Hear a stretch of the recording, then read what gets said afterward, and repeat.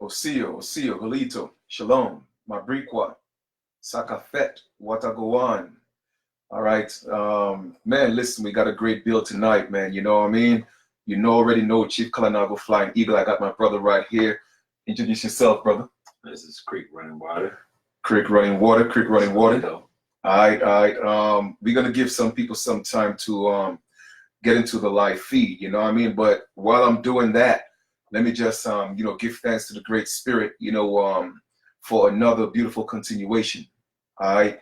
Giving thanks to our ancestors, and hopefully I would have to say that the message we bring to you this evening is going to resonate with you, because we got a lot of work to do, and this is what all this is about. It's about sharing and caring, you know what I mean, and bringing out the information to the peoples, you know what I mean? So, brother, tell the people a little bit about you, of course, Creek Running Water, but tell them a little bit about you in terms of, you being an American Aboriginal, what part of the landmass, you're from, and all that, and what nation or clan that your family is from. No problem. Again, I'm Creek Running Water. I am Chickasaw as well as Choctaw on my maternal side, and I also have a Chickasaw grandmother on the other side. So I actually am 3/4 Chickasaw, 2 parts Chickasaw and 1 Choctaw. Domicile outside of Muncie, Indiana territory, which was at one time a reservation, now a incorporated township, but still all the artifacts of every Indian remnants is still there. My name actually comes from where I domicile, which is a lot of creeks and reservoirs that run into the White River and connected to the Mississippi River. So, our ancestors did a caravan. My great grandmother, which was Chickasaw, and her, which was my grandfather, was Choctaw, caravan from Oklahoma, which was also a reservation. She was actually born on a reservation in 1906, according to the Dow's rolls, and so forth. So it was interesting that she was born on an Indian reservation, which is now known as Eagletown, Oklahoma. And she caravaned from there to Muncie, and that's where I'm from, Muncie, Indiana. All right, that's what's up. That's what's up. Alito to all the lineage, man. Issa, Onyx, you know what I mean? Just each and every one of you, man. Today, what I really want to talk about, because a lot of people are actually hitting me up, and they want to know, like, where do we go from here? For some, it seems that, and it's quite apparent that a lot of our people are actually awake. They're waking up. All right. A lot of people are becoming enlightened. As we know, we have been in the age of enlightenment. It just didn't happen. All right. There has been an influx of people who has literally just gotten into the information. One day they was just asleep and they just woke, and they didn't know what happened. And a lot of people have hit me up, say, well, Chief, I don't know what happened. One day I woke up and I just felt different. Well, that is just part of what's happening in terms of the awakening. But a lot of people are asking questions in regards to, well, we know we're indigenous. We know we are the aboriginals of the land. Then where do we go from here? Okay.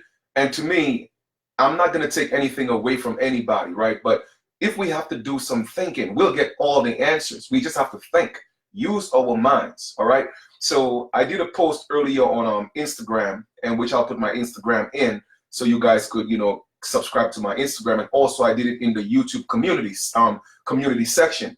And a lot of people was asking, well, Chief, well, if I'm indigenous, how do we survive in this system?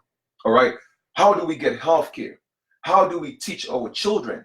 And even with that being said, brother, I'm gonna let you just give your input on that, and then I'll give mine. All right. And if you could speak up a little bit so that Sure. they could hear you. Okay, no problem. Yeah. Let's start from the inception of a contract. First of all, we were here as pre-colonial Aboriginal American Indian is what they call us. Actually, is a misnomer. Mm-hmm. So even though that's a category, this outside of us being black or being presumed as being black, we are really just undesignated. And to be undesignated is synonymous to being civilis matus, and that's Latin for basically not existing, to be dead, to be dead at law, right? So we definitely want to be able to change that status. That's the number one thing. You want to do that by using an indigenous standing process. And once you do that, and which includes the status, proper status, you want to be able to track down your lineage to figure out what tribe you come from. And we know there's a lot of mixed information along with some confusion, and even trying to go back into using the census. It gets a little, challenging sometimes, because we get to a lot of dead ends. However, we always want to just be able to incorporate, what did your grandmother say? Grandmothers usually, within this generation now, depending on age, rank, will be somewhere within the 50s, 40s, and 30s. My mother was born in the 50s. However, my grandmother, which exceeded that, was born in the early 1900s, 1910, if I'm not mistaken. So I'm the bearer of the generation that came after my mother. It is my responsibility to take that information and carry it on to the next generation. However, from there, you want to be able to stand on your own. I guess that's what you're saying, though. Yeah. How do you deal with, a lot of us woke up yesterday, and now today we realize that we're American Indian, and we want to disassociate ourselves with being Black or being uncategorized, but at the same time still being able to enjoy. Yes. Y'all good? Yeah, we on the line. Oh, my bad. You good? Yeah, I'm good. All right. Yeah, go ahead, brother. So having said that, we want to be able to still take on some of the benefits. So, quote unquote benefits, or be able to survive. How do you survive in a world of commerce where you have to have money? You have to have, pay bills. You have to be able to work. You have to be able to sustain yourself, which goes up under law of necessity. That's really is a vague or broad term, because there's many ways you can do that. It's not just one way. However, once you disconnect yourself from the commercial construct and the misidentification, you definitely want to be able to stake your claim. Now, how do you do that? One of the ways you do that is being able to establish yourself as a business. We know a lot of us, and I'll use me for an example. When I was born, my mother accepted the birth certificate. Okay. Now, whatever you've been told about the birth certificate may not be accurate compared to what they're using it for, and how it is supposed to be used.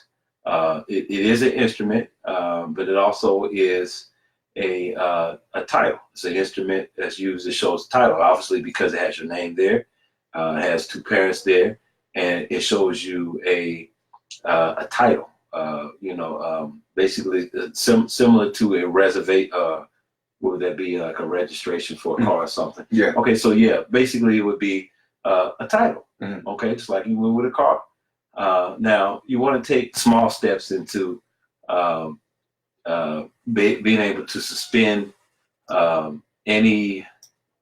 Let me see how I should say this in an easy way.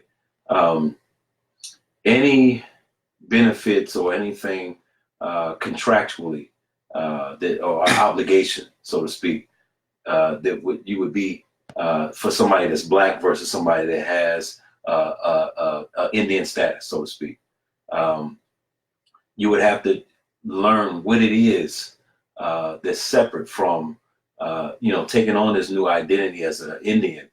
Some of the benefits or some of the things that you need to have.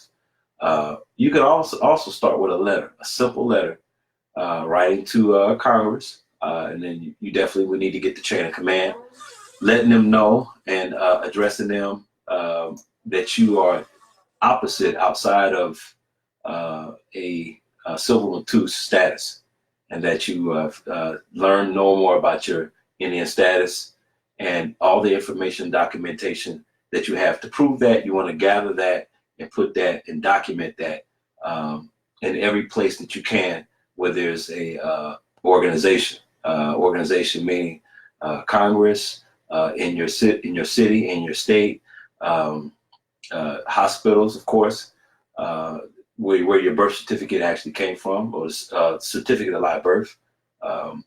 And once you do that, you have put them on notice. That's number one. You have to let everybody know during a public notice that you're taking on that Indian status, that you know that you're Indian, right? And you have the significant proof to prove that.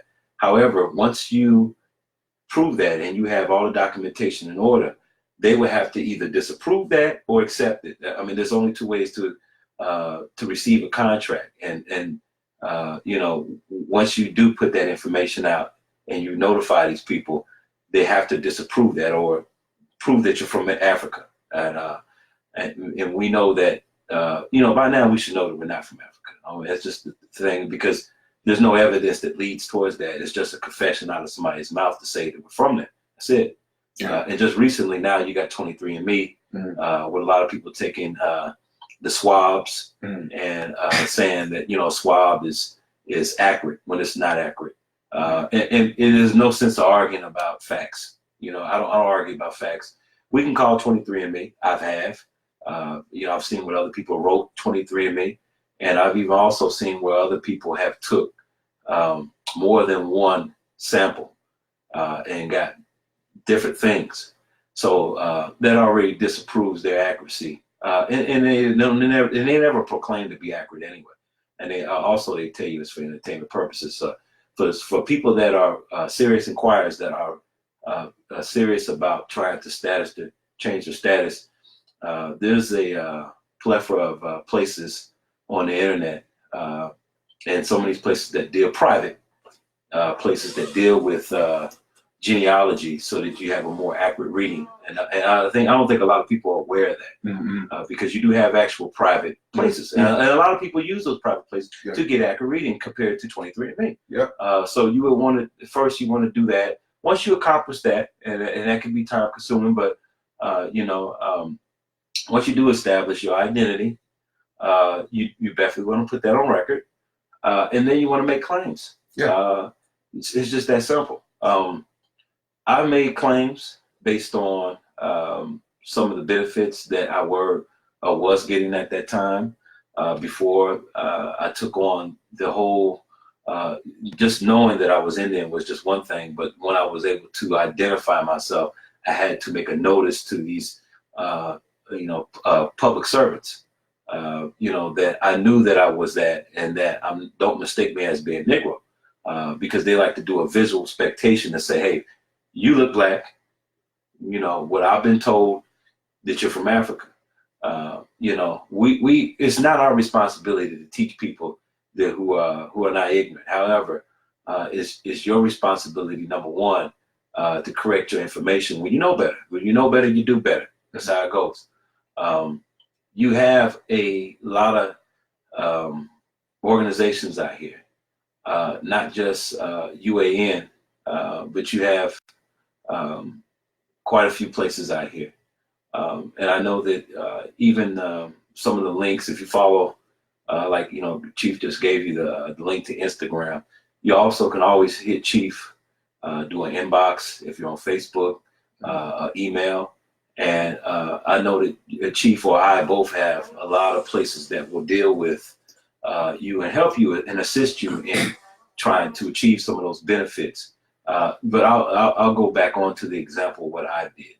Now, what I was able to do was to exercise my documentation and being able to contract with the, I guess would be the so-called government, and able to,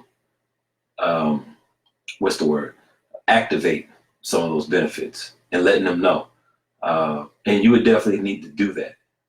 In your own words, you would need to do that. You want to make it a legal notice and not just a formal letter. The difference between a legal notice and a formal letter would be a jurat. Anything that has a signatory with a notary, attached is a legal notice. It becomes a legal documentation. You want to be able to notarize and have a witness for just about everything that you have, which puts you in line with an answer. Where versus if you do a formal letter, you're not going to get a response. I get that because I've heard that, not just myself, but a lot of other people who have experienced, a non-response. However, if you do put things in a legal format, in so many days, starting at 30 days, after 30 days, they become in default. Now, the government, and I'll just say government, but anybody that's in office, state level, city level, or federal level, would have to respond. Being in default is not a good thing. However, you can also take that default and use that as an agreement. There was a situation where, I'm not going to give out a name, but a sister had wanted to continue her benefits. And she wanted to take on the new status, but she was in fear of being cut off from her benefits. However, what you want to do is you want to make a separation. And once you do that, you are correctly in a position to be able to receive benefits now via the certificate of live birth, because the certificate of live birth is evidence of affiliation. It's evidence. And a lot of people say that they use that for means of identification, even though it's not technically identification, but it can be accepted in certain situations or places where they will accept the certificate of live birth. However, once you make a claim, you want to be able to, once you've already made your notice, you want to be able to show where you can receive the benefits on behalf of that certificate of live birth. And that's important. Now, don't give out legal advice. I'm not an attorney, but that's just sharing some experiences that I did and what I was able to do. And I'm respected. I'm respected because I'm in honor.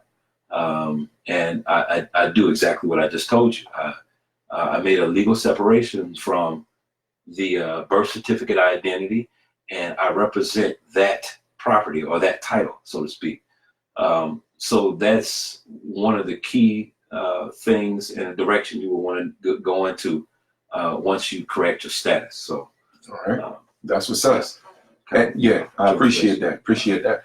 And just to build on that, all right. Brother Issa asked, like, how do we operate if you haven't, corrected your information or your status, right? For me, and once again, just like Brother Creek said, I'm not an attorney.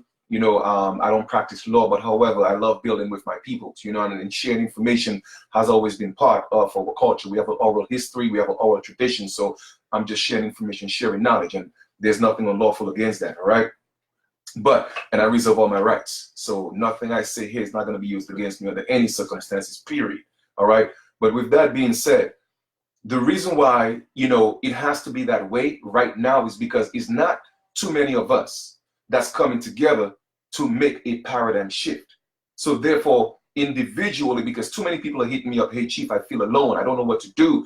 I'm stuck. I'm this and I'm that. Well, here's the thing. Earlier today, a few people asked me, well, Chief, how do we get healthcare?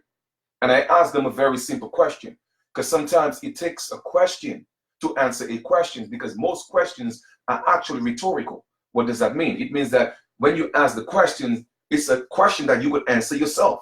That's what it means. So I asked them a question. I was like, let me ask you, how did our ancestors get healthcare? And a lot of people don't think about that, right?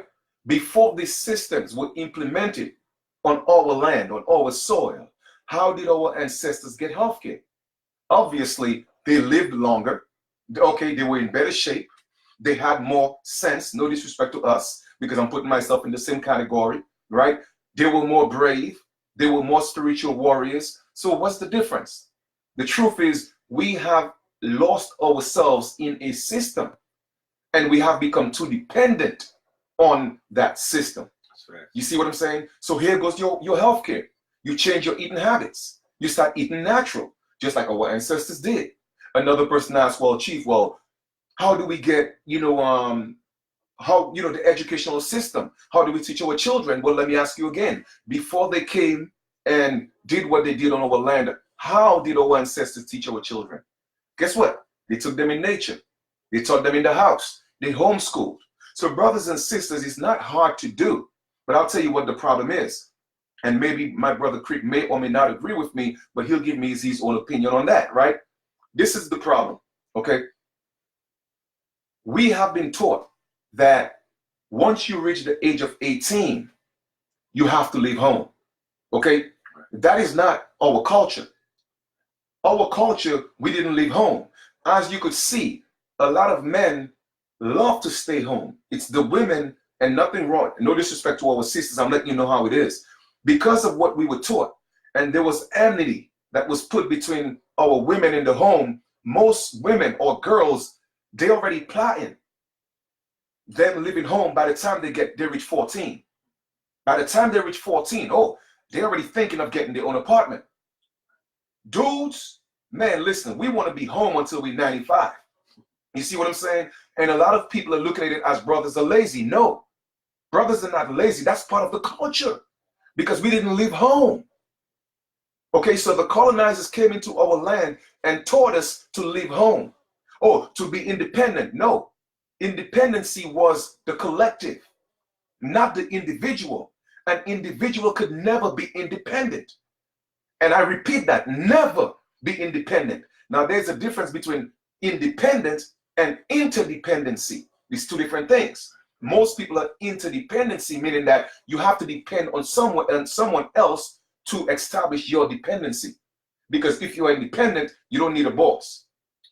If you're independent, you don't need benefits. So therefore, that's an oxymoron. But because our people have been put into a brainwashing system where everything was taken, oh, I'm independent. No, you're not independent. Shut up. No, you're not. You have to know what words mean.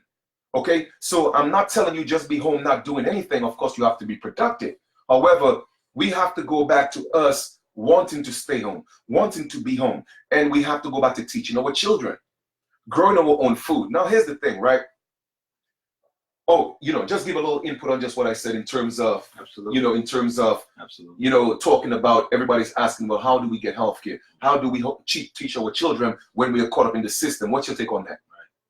Well, first of all, we have to be able to sustain ourselves, absolutely. But, I think the mindset has to change first. A lot of people are trying to be free on the plantation instead of trying to break away from the plantation. And then they have the fear of, again, having to start over from scratch and not knowing what to do. Mm-hmm. I think the remedy to that is simple. We have to self-educate ourselves. Mm-hmm. We're in an age right now where maybe 100 years or even less, our ancestors didn't have half of the information that we have now, and they were always being discriminated against and kept away from this type of information. Mm-hmm. Now, because of the internet and because of the opportunities that we have, we're able to go out even though we don't know how to make a house. Mm-hmm. Learn how to make a house. There you go. Mm-hmm. We are able now to get in nursing school, mm-hmm. learn how to make your own medicine without having to go to the doctor. We're able to go to agriculture school so we can learn how to plant and look at the soil and those type of things in regards to eating and self-sustaining yourself. We need to self-educate ourselves. We need to stop waiting for a handout. Absolutely. Stop trying to enjoy the benefits of the slave master and trying to figure out how can you live free on the plantation instead of trying to find ways to leave the plantation and self-sustain yourself. That's number one. Right. Once you have that ideology, and then you can, again, separate yourself from the past to the present, the old you from the new you. Mm-hmm. You should be in a position where lights are coming on in your head, where you should have these ideas. You can only get an idea. You can only get an idea for something new when you come out of the old cycle of ignorance. Word. You can't stay in that same cycle of ignorance and then try to figure out how Distilled can you water. take ignorance up. Distilled water. Yeah. All right. Yeah. Right. Yeah. Gratitude, brother. Yeah, no doubt. Yeah, much needed. Mhm. And so what you need to do is you have to be able to think different. Mhm. You can't take the old way of thinking and formality and say, well, I want to be able to continue to live a toxic life, Mhm. and I just want to change a few things. If that's the case, then this is not for you, because that's not part of an awakening. Awakening means something different. Mhm. Okay, you can't take the same ideology and be stuck and then try to figure out how to be unstuck using the same way and the same old lifestyle. So that's the answer. You have to self-teach yourself. Yeah, I agree. And then when you need help, you have brothers here. You Yeah. have brothers like us. Yep. And not just us. We got family all over. Mm. Not just here in the mainlands, but Man, all South, over the Americas. North, You know what I'm saying? everywhere. Yep, everywhere. And Contact with a lot of people. yep, and I'm glad you said that, because that's going to take me into my next point. And brothers and sisters, do me a favor, right? Share this, share this video, man. Just share it to our people, because one thing, sharing is caring, all right? And a lot of us like to hold on to information, okay? So we have to share the information. Information is energy, and energy cannot be contained. So let's not contain the information. Share the information. You feel me? One thing you have to learn about, nature. Here's the thing. Nature was put here as a teacher, as a tool. And we were taken out of nature, therefore we lost our teacher, all right? And then we were taught everything outside of nature. If you look at what's going on right now, everything that's happening is literally contrary to what nature taught us and what's in nature, all right? So there are three basic essentials that our ancestors had a great comprehension of, right? Now, here's the thing. And we, it's real easy. ABC or 1 to 3. Very, very, very, very simple. But like Brother Creek said, we have more technology now, but yet still our ancestors were in a better position. A lot of people look down at our ancestors. Oh, they were slaves. Let me tell you now.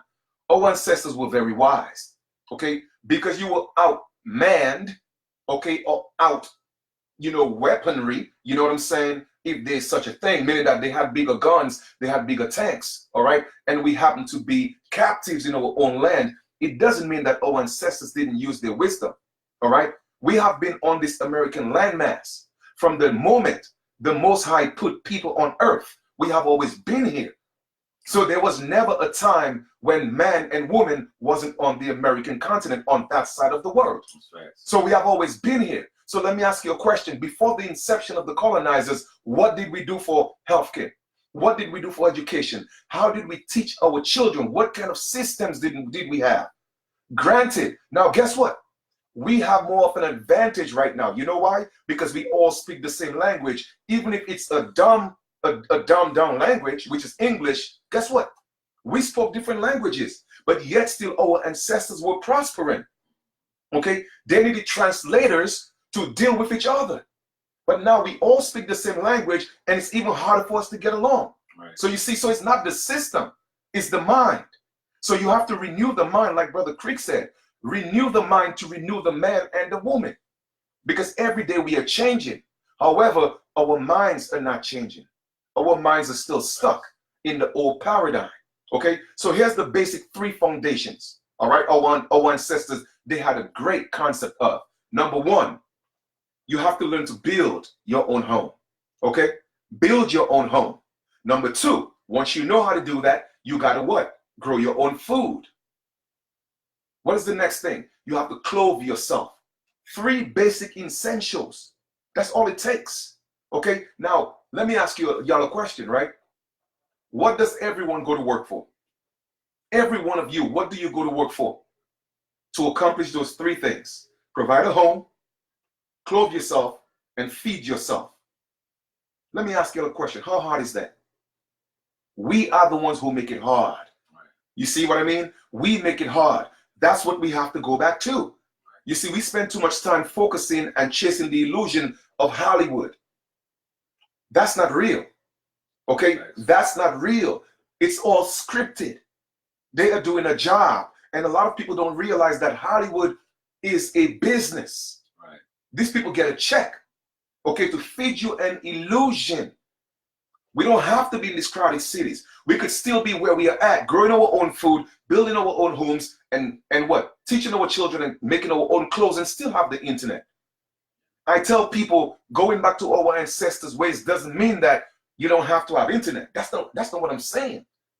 You see, everybody think when we talk about going back to the old ways, they think you got to be walking around butt naked. Man, hey, if it's gonna be a lot of sisters around me, I would love that. You know, not from a perverted sense, but I love a beautiful woman. Period. So I wish I was back in the days when our ancestors were walking around butt naked. You know, that's beautiful to me. That's why I don't like wearing clothes. You feel me? Because I'm a natural man. That's right. You feel me? So at the end of the day, brothers and sisters, it is up to us. And here's what I'm gonna say on that again, right? Our people have gotten too accustomed to wanting parents outside of who our true parents are, because the government, these organizations are nothing but parents. They have substituted the position of our parents. What do I mean by that, right? They put you in a predicament where you have to be a child. Okay, you have to ask for their help. They have to take care of you. Everything that you need, you have to go to them for it. Children need parents, not grown people. So unless you're ready to step out on your own and build your own homes, grow your own food, make your own clothes, then you're always going to ask the question, Chief, what do we do in this system? Because we need healthcare. Everybody's asking me, well, how do I find holistic? Man, there's so much information on the internet. Do your research. Seek and you shall find. And I don't mind providing information, but brothers and sisters, you got to take the initiative and start putting in the work yourself. You see, too many of us are looking for handouts, man. And once again, I agree with Brother Esau. You know, unity is the key, but not everybody's going to come together. However, there's enough of us who are willing to come together and do what we got to do. You feel me? Being a part of any entity is a choice. You don't have to be a United States citizen. United States is a private organization. Okay? It's a private fraternity. As a matter of fact, it's the biggest fraternity in the world. Okay? Well, the most popular one, that is. Okay? China is also a fraternity as well. But the point I'm trying to make is it's an organization. It's a private organization that was established on our land. And they say, okay, you know what? Here's the deal. We got a lot of benefits. Would you guys like to be a part of this organization? You don't have to be, but if you are not, you won't get this benefit. Right. So a lot of our people wanted the benefit and gave up, okay, their autonomous status of being free men and women to be part of an organization, okay, a business. Still doing it. And still doing it, okay? So it was an option because everything that glitters is not gold, brothers and sisters, all right? So that's what we did. So we wanted to be a member of this private club, but within this private club, it's been hurting us for too long. So you have an option not to be a part of that club and just be who we are, natural people on our soil. It's a choice, and nobody could force you to be a United States citizen. Nobody, because that's not who we are. You feel me? But when you get into the contracts, then you sign the contracts, then guess what? You have to stay in honor unless you rescind the contract. Right. But at the end of the day, it is also a physical and a spiritual thing, you know? So go ahead and build on that, bro. Yeah, absolutely. I want to go and back earlier when you said about, a lot of the perception of us being slaves or whatnot. Our ancestors weren't slaves. That's number one. Exactly. That needs to be clarified. There was never even the terminology of slave wasn't even used. Mm-hmm. Nowhere in the 1800s, the early 1900s, it didn't become popular until somewhere within the 50s. And that's not even the point. But the whole thing is this. We were always labeled as being good workers. Mm-hmm. Okay.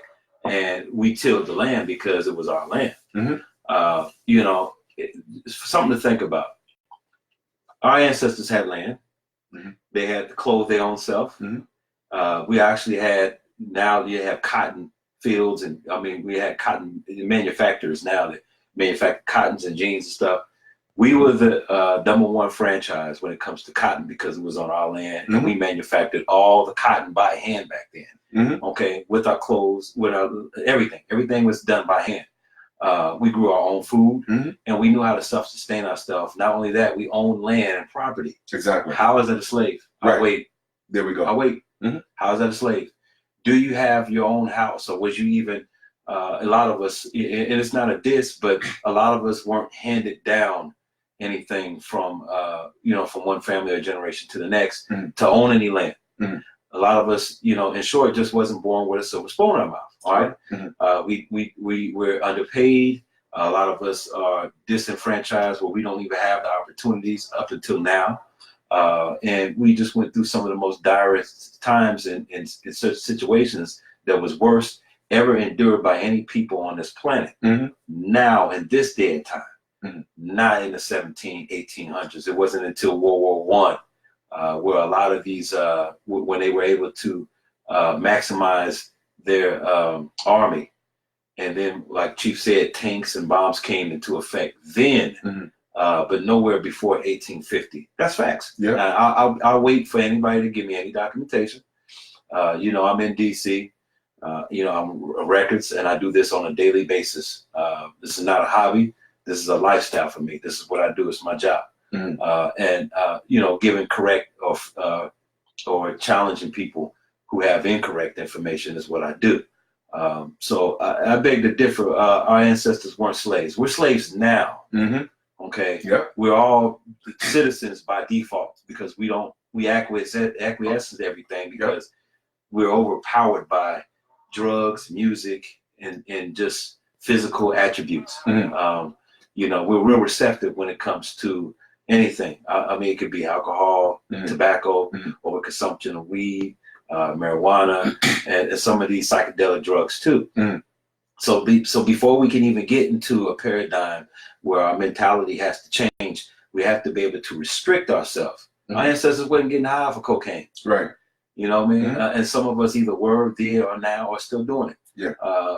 And then you're not even really taking into consideration that your kids are around all this social media, where even on Facebook, there's no restraints. Right. They tell you, oh, you have to be 18, but you got kids on here anywhere from 7, 8, all the way up to 14, 15, that are more prevalent on Facebook than the people that are on Facebook that are over the age of 18. And that's facts. So we're not watching our kids. So all we're doing is repeating the same cycle. Because you have to be able to yield some type of returns. Compensation is definitely needed, and that's something that we can ask for as a collective. Yeah. As an individual, you can still make claims. Making claims, I already gave a generalization on claims to basically say that just simply making a separation between you and the identity they gave you, and you can use that identity they gave you to say, hey, look, I will accept this on behalf of this person. That person is not me. This is me, and your name and your identity is separate from that. Yeah. And they will do it because that's the game that they're playing. That's the game that they're playing. So we need to learn commerce. We need to learn business. We need to have structure. But before you even do all that, you have to be able to have what? Discipline. A lot of us are not mentally disciplined. And we still, even a lot of the Aboriginals are still black. Yeah. Okay. Not by confession. But they're black in their actions and their emotions. And it's still the same thing. You can't fix, your mind, and then your physical body or the spiritual part is imbalance. If you have that type of imbalance, but the mentality of knowing that you're Indian is just not enough. Right. You have to be able to do something with the programming. You have to retro. You have to counterbalance. You have to go against. You have to be able to counterattack these things, and then know what these things are, so that you can better assess yourself, and be a diplomat. Because we're diplomats. When you become to the level where you're an Indian, or American Indian, pre-American Indian, that is an honor. Indeed. To say that, because this land and our people follow on that.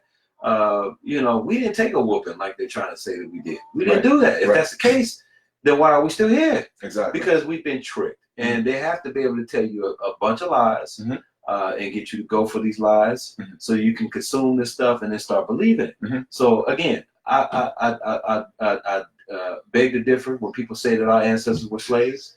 And to be totally clear, slavery did exist amongst us, and it did exist as our ancestors, but not like they telling us. Right, right. And it was a very short period of time between that time compared to the time where we reigned on this planet. You know, as soldiers and soldieres. Yeah, it was over exaggerated, and just to you know, kind of just to build on what you're saying, you know, putting it in a different context, talking about the spiritual man and woman versus the physical man and woman, it has to be equally yoked. All right, that's what the true definition of equally yoked means. It has to be a marriage. Okay, the physical woman and man have to be married to the spiritual man and woman. You see what I'm saying? And come together, meet halfway, and be that wholesome individual. All right, because the physical cannot do without the spiritual. The spiritual cannot manifest here on earth without the physical. You see what I'm saying? So at the end of the day, it's a marriage. That is the true marriage. Okay, and in the spoken word and the written word, that story, that allegory is told, but it's not being told in its proper context. You feel me? So at the end of the day, I see what your Gmail. Okay, yeah. So at the end of the day, it's pretty much learning how to be in balance with yourself. All right, learning how to be in balance, because once again, you cannot profess one thing with your mouth. Oh, I'm an Aborigine. Oh, I'm American Indian, right? But then your attitude speaks differently. You over here hating people, you jealous, you still calling people black, still calling old people nigger, still, you know what I mean, still disrespecting old women, you know what I mean, still disrespecting each other, you know, always hating on each other. Like, man, listen, that just wasn't our ways, period. Okay? Let me tell you something about a lot of our elders and our ancestors, right? Not everybody got along. I'm just going to keep it 100. But the thing is, they didn't go around talking bad about people. If they wasn't going to mess with you, they just don't mess with you, period. If y'all was enemies, y'all was just enemies. Okay, there was no thing I'm going to, well, let us meet halfway and we're going to put signals, smoke signals in the sky and say, well, that tribe or that clan is there. Nah, man. They just didn't mess with you, period. So why are we sending smoke signals when we don't get along? If you don't get along, just leave me alone. I'm going to leave you alone. Why you got to be on Facebook sending smoke signals, on YouTube? Why? Because it's too much jealousy and envy. All right? And that is not the true definition and characteristics of American Aboriginals. It is just talking, people who are talking. You know what? Too many people are looking at being indigenous or being autonomous to this land as the new movement. This is not a movement. That's a way of life. Right. Okay? That's a way of life. Nowhere, no matter where you see me, I'm always represented. If I go take out the garbage, I have something that says I'm indigenous. Not because I have anything to prove, but because it's part of me. I am living it. And that's what we have to do. You know what I mean? But when it comes to us, especially in those inner cities, that's, you know, where they have us living on top of each other, we have to make up our mind to get away from that. Brothers and sisters, we got to get away from that, because it is not conducive to our way of life as indigenous people. Okay? Once again, I'm not insinuating, which I would love it if we all could go back into the wilderness and literally just be free. To me, that's the best part of life. Being in nature and not having anybody tell us what to do. Okay? That, to me, that is the best thing. There is no better feeling than being able to get up and you don't have to go to work. Okay? Our children, they're homeschooled. We grow our own food and we just chilling. And another thing I want to say is this. Too many of our people are using what they call marijuana. I don't know what marijuana is. Okay? I know what plants are and I know what herbs are. I have never seen marijuana in my life. Okay? Because it's a patent word and I don't know what it is. And that's what y'all go to jail for. Y'all go to jail for smoking marijuana and not herb. That's how they trick you. You feel me? That's how they trick you, brothers and sisters, because you are smoking a patent word. And to use that patent word, it's copyright, it's trademark. To use that, you need permission, you need a license. But the Most High gave us herbs for the healing of the nation. Now, if I were a smoker, there is no way in hell I'm going to get arrested and go to jail, all right, for smoking herb. Impossible. And if it happened, I'm going to own that precinct. Literally. Literally. You feel me? I'm going to own it because I don't know what marijuana is. As a matter of fact, I had one aunt. Okay, she was my auntie. One of my favorite aunties, but she got on my nerve one time. Her name was Marijuana, and from that day, we never spoke again. So me and marijuana don't get along. The point I'm trying to make is, I don't know what marijuana is. So our people are perishing for the lack of knowledge. And another thing is, our ancestors didn't go around just get up all day and smoking blunts. Our ancestors didn't do that. Oh, it's tradition, son. No, it's not. We didn't do that. Okay, we didn't do that. Our ancestors, for one, they drank it as a tea. That was the culture. And when they did smoke it, it was done ceremonially. Okay, it was done within a ceremony. Yes, in a circle, they come around in a circle and puff, puff, pass. That's nothing new. That is part of the culture. But it wasn't for recreational purposes. They didn't smoke their system because they know that the temple is the body of the Most High. Why would you want to smoke your temple out? But because of the miseducation, our people think every day you just got to be smoking your head off. And the bad part about it is you're smoking marijuana, which is something completely different, that grow in a controlled environment where they're injecting other things in there. So you're really not smoking a plant. Okay? So I just wanted to, kind of like touch that a little bit. But anyway, go ahead, brother. Yes, that's definitely true. I even know for situation because, I was going to, we're contemplating some type of legal prospect at one time and going to school as an undergraduate for criminal justice. So I can definitely give you input on that and give you some accurate information on even when marijuana is present. An officer, the first thing they have to do is see that it's bagged up. And if it's in a plastic bag with a knot, then that means it's for sale. Mm-hmm. When they have to be able to identify it on their record as marijuana and nothing else other than marijuana. If they say herb, it gets thrown out automatically. Right. Court. Mm-hmm. They have to identify it as a commercial term that's labeled and patented with, United States. Yeah, exactly. Or the Bar Association to be more accurate. So, we have to be able to know the source of where these things derive from. Like for an example, I had a conversation just recently with somebody and I asked them, well, who owns the United States? Because the United States is just a title. Mm-hmm. Who owns it? Who's the boss? Who do you go to say, hey, look, these people in the United States are not running it correctly. I'm being discriminated against, blah, blah, blah. Who is that person that's identified as the boss for this so-called corporation? Mm-hmm. Just to know that it's a corporation is not enough information. Right. We need to know where the source of the information, who's pulling the strings, who's being pulling the strings. Yeah. Who's responsible for the United States. Right. And again, you do that with, you can do it many ways. I did it with a decoration. Anyway, outside of that, we take on these identities, we accept the benefits, and then the first little time that we get locked up or we experience some type of difficulty, we claim that it's unfair.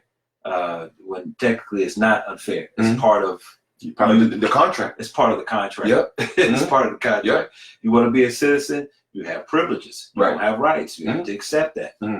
Whether you want to accept it or not. If you don't want to accept it, then get out. You also can, you can also always do a, what is that? I couldn't tongue tie with the, it's not, I want to say rescission, but that's not correct. You want to be able to opt out. There you go. You can opt out. That's OPT. And the way you opt out of a citizen program or the membership would be to expatriate your citizenship. First of all, I would question me being a citizen, having said that, the prior court cases that show where, even the Dred Scott case being monumental, and a lot of people can refer to that where we were deemed to not be citizens. Mm-hmm. Okay, and if that's the case, what document or what rule of law that are they using to prosecute us if we're not citizens? Exactly. Okay, so and these things need to be addressed. Yeah, and even with that being said, and that was the whole basis and the foundation of that was that anybody from African descent, right, cannot be citizens and will never be citizens of the United States. But however, they had to put something else in play because not all of us are actually from African descent, right? So what they gave us was the Reclassification Act, or what we call the Indian Citizen Act of 1924, which pertains to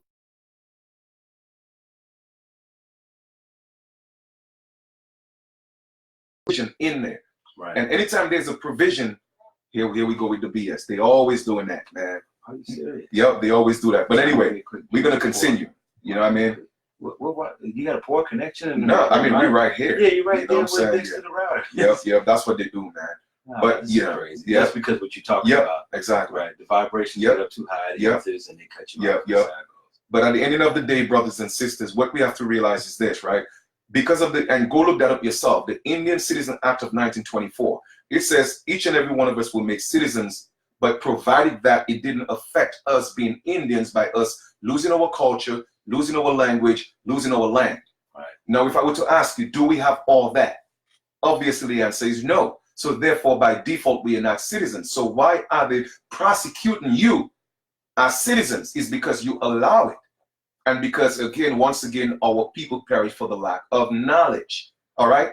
So literally, our people who are actually in this land, who haven't established who they are just literally in the sea. All right? And that's why they are being governed and ruled by maritime law, because they are lost at sea. You have to come back to the soil, brothers and sisters. All right? Place your feet back on the soil. You know what I'm saying? This is our birthright. And we shouldn't allow anybody to take that away from us. Okay? And here's another thing. Remember, this is a private organization. All right? So therefore, I'm not saying what they're doing is moral, but I tell people the system is not broken. The system is working the way it was meant to work. Okay? The way it was set up to work. That's how it's working. However, the people are miseducated and don't know how to use the system. That's the problem. Okay, but the system is in place. Typical example, McDonald's, Burger Kings, those systems already in place. All right. Now, if you take somebody from, let's just say from Walmart, and you go put them in a new system like Burger King, they're not going to know how to work the system. They have to be taught. It's the same thing with our people. Okay, the system is not broken, but you have to be taught how to operate the system in order for your life to have some type of fluidity. But at the end of the day, no one could force you to be part of the system. However, when you take the benefits, it's a contract. Okay, you know what? You're going to take these benefits. Well, we have a right to do this to you. And that's what they're saying. It doesn't mean that they have a right, but according to them, okay, they're saying that they have a right to do what they're doing to you. And I'm not going to say it's wrong or right. Okay, what I'm going to say is it's immoral, but it's not wrong or right. Those are their rules. And you don't have to live. And when I say rules, I'm not telling you to be lawless. That's not what I'm saying. All I'm saying is statutes, codes, and ordinances do not apply to indigenous people, okay, or man and woman. That only apply to citizens, okay, who have taken partnership or membership in the private organization. So therefore, you have to deal with the rules and the bylaws of that organization. However, if you take yourself out of that organization, then you create your own laws, your own rules. And now they have to respect yours and you respect theirs. When there's a problem, you come together and you work it out for the benefit of the two. And that's what we have to learn, and that's what we have to do. All right? Together. And I'm talking about, again, not everybody's going to do it, but there's enough of us, okay, to make some indentation. There's enough of us. All right? We don't have to go looking for people. We here. All we have to do is just come together and put some things together. That's it, man. It's that simple. You know what I mean? Go ahead, brother. Yeah. I want to make a comment. Yeah. I noticed how one of the comments when I had mentioned about who is responsible for the United States. Well, it's not the president. Yeah, it's definitely not the president. He got a job. Think about this, and it's just a short, quick answer. If I'm a member, and a member is an employee of a corporation, and we elect or vote in a president, how is he a boss?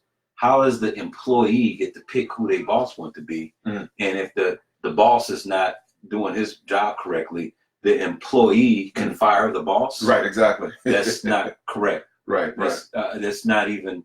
It's not even feasible. It's not possible. That's not how the operation of business works. Yeah.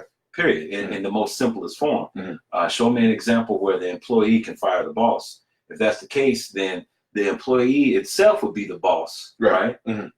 Being able to have the option to vote you in or vote you out. And then when you miss a step and your job is not done correctly, you can be impeached. However, me being a member or a citizen is just, it's done. It's latent. It's not something that can just be taken away.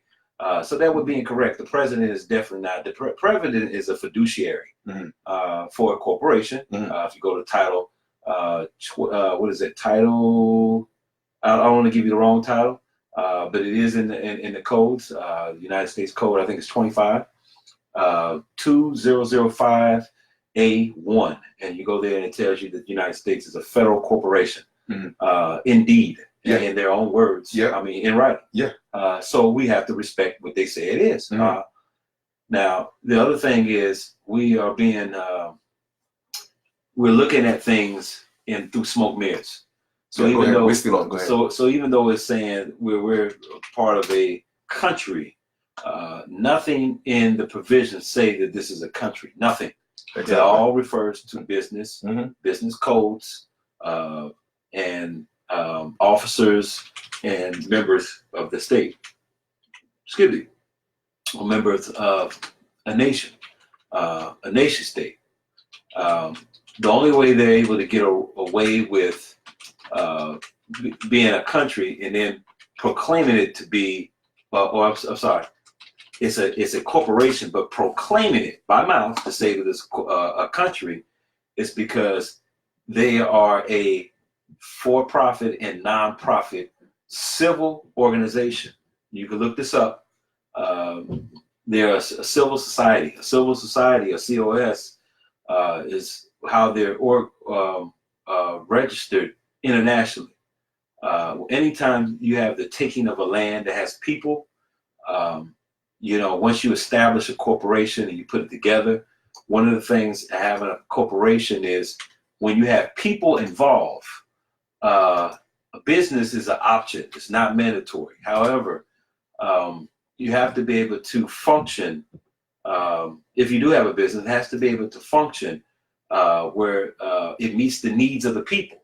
Okay, you can do that with a foundation. You can do that with a ministry. You can do that with a church, and it's synonymous to a church because now the United States is not just one corporation. It's 5 different United States. If you look in the United States codes and patents, it'll tell you where the people that are responsible for the United States, the owner of the patent, and that will give you a more concise footsteps towards who is the owner, because all the owners are private and they're foreign. It won't be somebody within the system that owns the United States. Right. So it's like you knocking on the White House door. Those people are board members. Congress is looked at as being the board members, and the Constitution is looked at as being the Articles of Confederation, synonymous to the real Articles of Confederation of the Bill of Rights. All those are operating agreements, and those have to be done, but not just the United States, by everybody that's claiming any part of the world as a country that harvests people on behalf of profit and non-profit. You have to be able to benefit the people. So understanding business allows you to broaden your understanding on how they have it organized. And it's definitely different from what they've been telling us. So absolutely. President wouldn't be the boss when I can elect the president and 1 million of us together can get the president out of there. Right. How is he the boss? You can't do that and he be the boss. And I just put the code there for y'all. It's 28 U.S.C. Section 25 3002. And if you go down to 15, it will give you the definition of United States. So that's not coming from our words. Those are their codes, and they're telling you what it is. All right. And like I tell people before, now, if they're telling you it's a federal corporation, all right, and you are calling yourself a United States citizen, then what does that make you? It makes you a mini corporation. I mean, it just goes without saying. Sometimes you have to use your own intellect, all right, to look beyond what people are telling you and see what it is. Because a lot of people will deny that information because of cognition. Whether they just say, hey, you know what? I'd rather deal with the devil I know than the devil I don't know.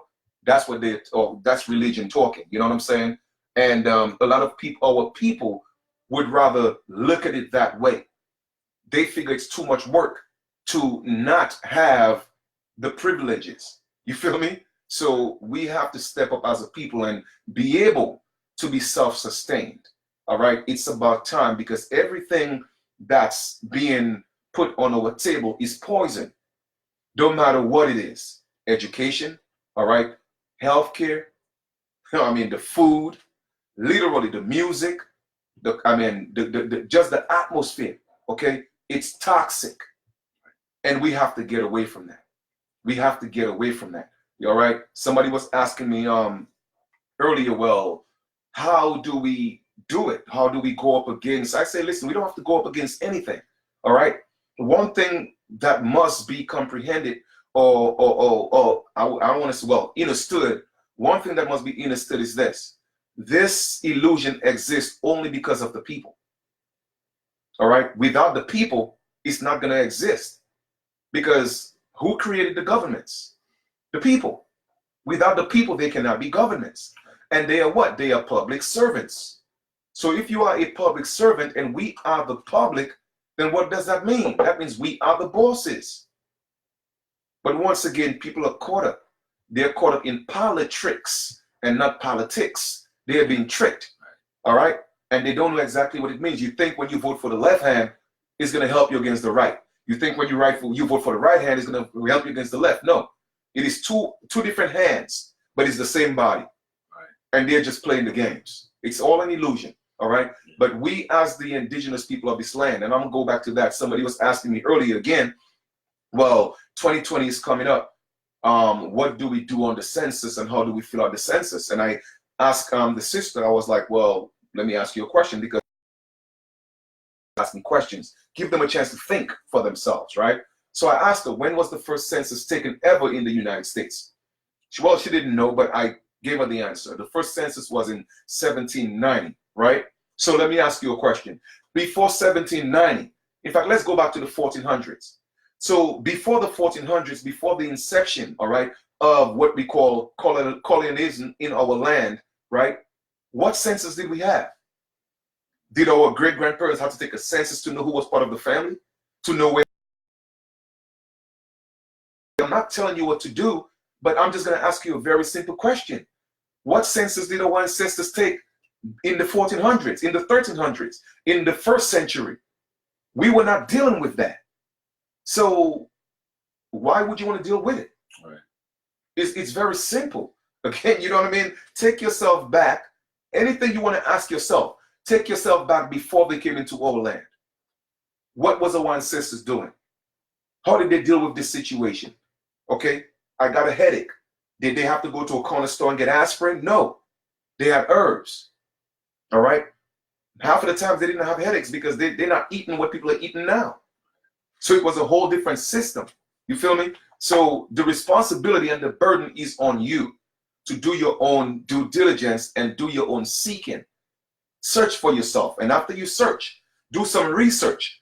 Because every time you get information, the first thing that you find, don't look at it as the gospel. All right? Don't look at it as the gospel. Do some more research. And after you have done that, I even take it a step further and I do some in-search, because it has to resonate with the spirit. And if it don't resonate with the spirit, to me, something is wrong. All right?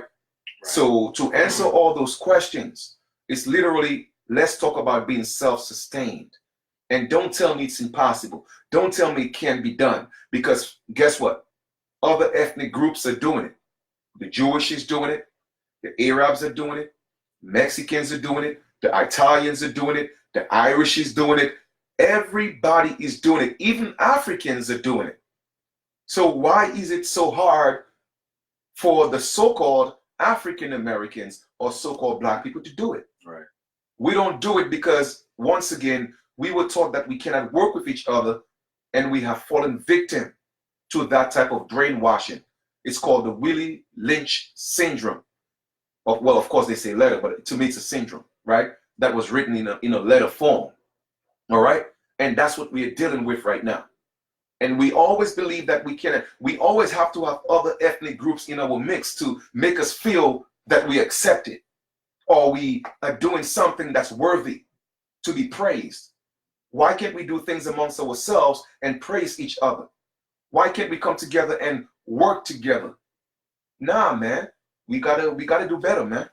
Well, there's another thing too. Also, I mean, and this is just a suggestion. I was told that in the census to not do anything. If you don't want to participate in the census, then they're allowed to just make their own visual expectation of who you are, and they will put you down as being Black. Now, the one thing you can't do is to agree to disagree. And I hate using that because I feel like that's for fools. You either agree or you don't, don't disagree. But using their terminology to basically say that you're going to do something, even though you don't agree totally to whatever the agreement is, you can set your own terms and agreement. Now, how do you do that? Simple, because a census is no more than a questionnaire, right? But it's also connected to their database, and they use that for various information. Now, what you can do, if you are aware of who you are and the questions are asking you something, and it is putting you in a category, or it's kind of limiting your choices outside of what you want to pick, and there's not an option there. You also can create your own option on the application. Absolutely. You know, I do that all the time, Chief, where people say, well, what do you pick? Black, white, and the only options are black and white. Then, of course, you write down what you are outside of that. Because the thing is, we want to do is we're protesting, but silently, okay? Because we got to let people know that, hey, look, I'm here. You want to ignore me by making your form and presenting it in a way where I'm not there, but then telling me I have to participate, then fine, because you joined me on to your platform. Okay, so I'm not going to be what you want me to be. I'm going to identify myself, and I'm going to continue to do that. So you would just put down American Indian. If it's not there, you put that there. Okay. You also want to reserve your rights, 1-308. Okay. Now, when you go to the reservation of rights, you can look that up, 1-308. However, a lot of people will try to say that, oh, well, these are UCC codes. How does this refer to us? Well, anytime you're dealing with contract, you're dealing with UCC. Okay, so contract, or even though it's a questionnaire, it's in form of a contract, right? That would pertain to the UCC. That falls up under a whole nother category, because we're still talking about a business and not a corporation. We're talking about a corporation, excuse me, and not a country. Okay. If it was a country, then you wouldn't need to identify yourself, because if you go to Mexico, everybody there is Mexican. Right. If you go to China, everybody there is China. Why would you need to identify yourself anything other than that?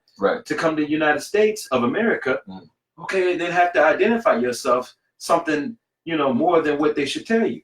First of all, these people that are claiming to be the forefathers of this country, okay, again, it's a play on words. The country is a business, so they're the forefathers of a business that was founded. Okay, and you want to be technical, was founded with our help. We actually gave them the first Constitution, and the 1776 Constitution is not the one in existence. Nope, it goes right. So what you're dealing with now is something that doesn't even deal with the 18.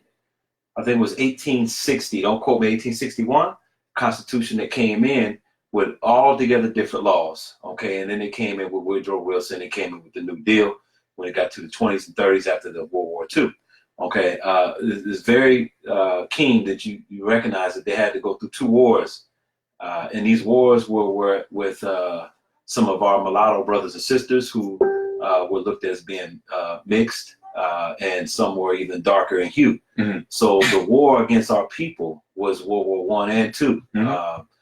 So I want to make note of that, because a lot of people don't realize. They think it was Pearl Harbor, and they show you pictures and stuff that's not even related to the truth. You know what I mean? So we got to get out of picture diagrams, because they try to put us to sleep with their folklore and they're inaccurate stories, because that's what they are. They're folklores. It's his version of his story versus my story, which is always looked at as being a mystery. So, however, you want to be able to modify the documentation on the form, and after you do that, you reserve your rights.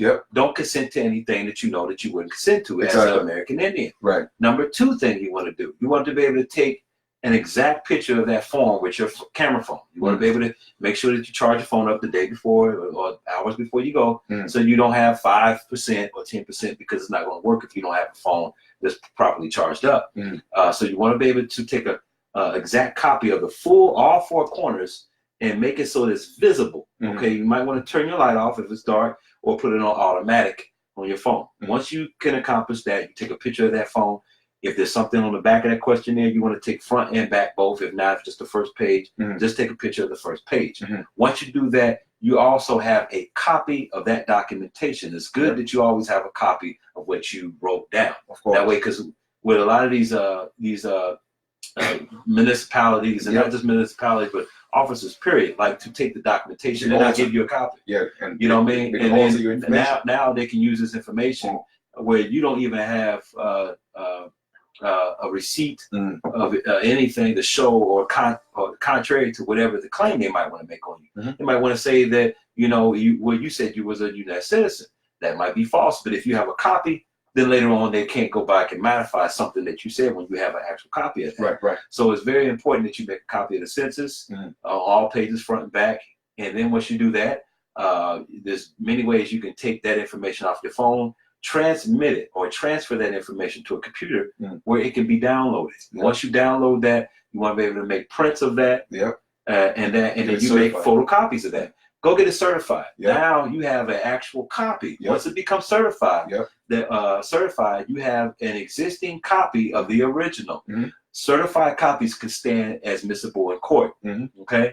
Now you go make another public notice. You take these documentations, you put these, and you file these in either the county recorder's office or in the newspaper, and you declare that, or make it part of your declaration to say that you participated in something as an Aboriginal, period.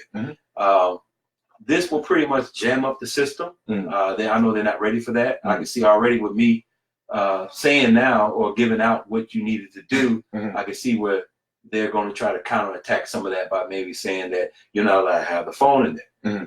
What you would want to do, if you can't have a phone, a lot of them try to take his phones out, take the application to the car. You can't be restrained to do it in one place, and if you do, then you start asking questions.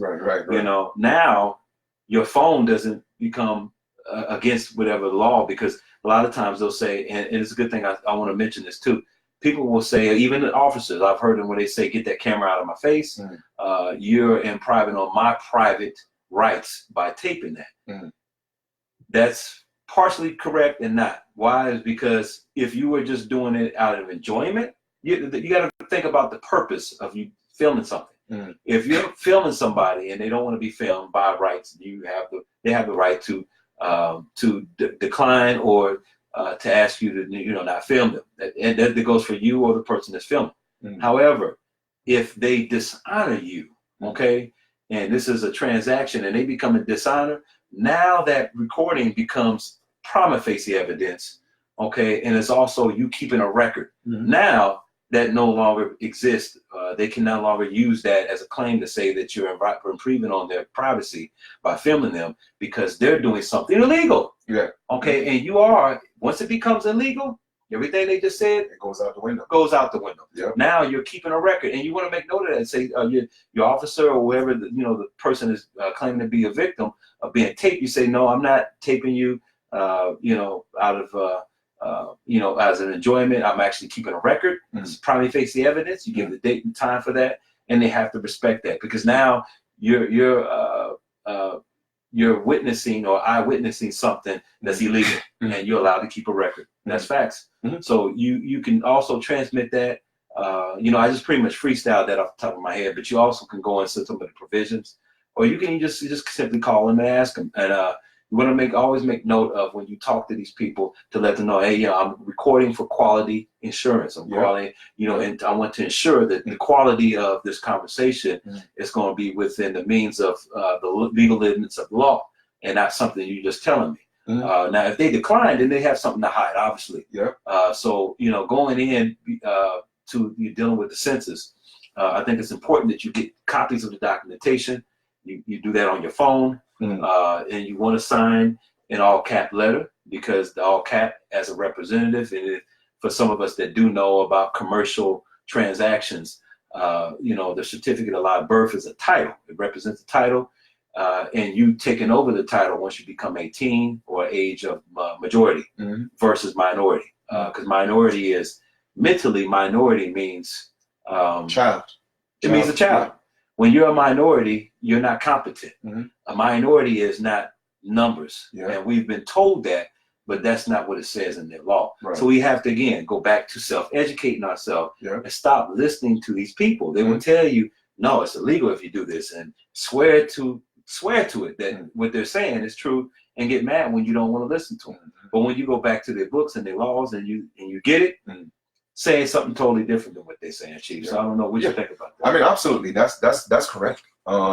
In terms of, you know, the whole idea of, you know, being a minor and being a majority, we were taught that, you know, the so-called, and I'm saying so-called black people, you know, because we are not black, obviously, but the so-called black people in this, you know, construct of what they call a country, you know, we are the minority. And that's not true. You see, in number, okay, we are percentage-wise number, we are the majority. Okay, trust me, we are the majority. However, they are talking about it from a status standpoint in terms of your status as whether you are competent, like, you know, Brother Creek said, being able to handle your own affairs. Okay, that's what it means to be competent. So you're able to handle your own, right? Be self-sustained, handle your own affairs. Normally, children can't do that. So they call you a minor from that perspective, a minority, right? But at the age of 18, you have every right, okay, to declare, all right, who you are and that you're old enough, you're competent, you know what I mean, to handle your own affairs, and you have a right to put that on record. You know what I mean? And they're not supposed to stop you from doing that, all right? But what they're doing is they're making it difficult for a lot of people because they know people are waking up and being enlightened to what they're supposed to do. The truth of the matter is many other ethnic groups were and are aware of that, and they've been doing it. But the fact that the so-called Negroes are doing it, it becomes a problem because they want us to always stay in the status of being enslaved. You feel me? So it's a lot of hurdles that we have to cross, and that's fine. We're going to be just fine because we are a resilient people. We are the first, okay? And therefore the first will be the last, and they can't take that away from us. So let's not give up and let's keep on pushing. Now, a sister asked, well, she said that she know who her people is, and they're actually in North Carolina, and they're not being recognized, okay? And what can you do? All right, so I'm going to give a little input on that, all right? And I'm going to ask a question. And I know it's not kind of fair, but I'm going to just give a simulation of what I'm going to say. If this is my home, and you came into my home as a guest, and for some reason, you know, you start disrespecting me in my own home, where I have to start asking you permission to do things, right?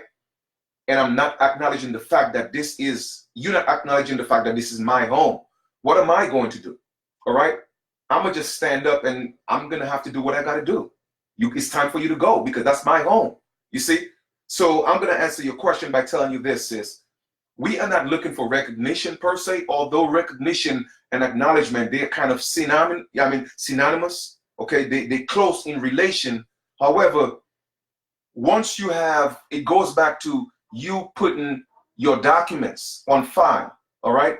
And you're putting a notice, an affidavit on file, and you're giving them 30 days and making sure that you have proof of what you have sent, all right? Now, I'm sending you some information saying, this is who I am. This is me. This is my home. I'm going to be autonomous. I'm doing this on my land. And I'm going to give you 30 days to respond to that. Now, I'm going to make sure that this is certified, return receipt. 30 days. Within 30 days, if you don't respond and I know you received it, I'm going to send you a second notice. Hey, I sent you a first notice. I haven't heard from you. I'm going to give you a few more days, okay, to deal with the situation. I'm going to give you 10 more days, right, to deal with the situation. But I'm also going to send the first affidavit as evidence to show you that I sent it before. A notice, right? And if you don't respond, then I'm going to send you a final notice. You have five days to make it up again. I sent you, hey, check out attachment A, exhibit 1, exhibit B, or A and B, or 1 and 2. And then after that, guess what? They're in default, because the truth of the matter is I already put something on file and you haven't responded. What does that mean? In law, you acquiesce to what I just said. It's an agreement. It's an agreement. You agree to it. So now when you come and violate me, I have a claim that I could make. So that's how you deal with that situation. You see, you have to, we as a people, we have to learn to deal with things within and by the law. Too many of us just want to get loud, and I don't do that.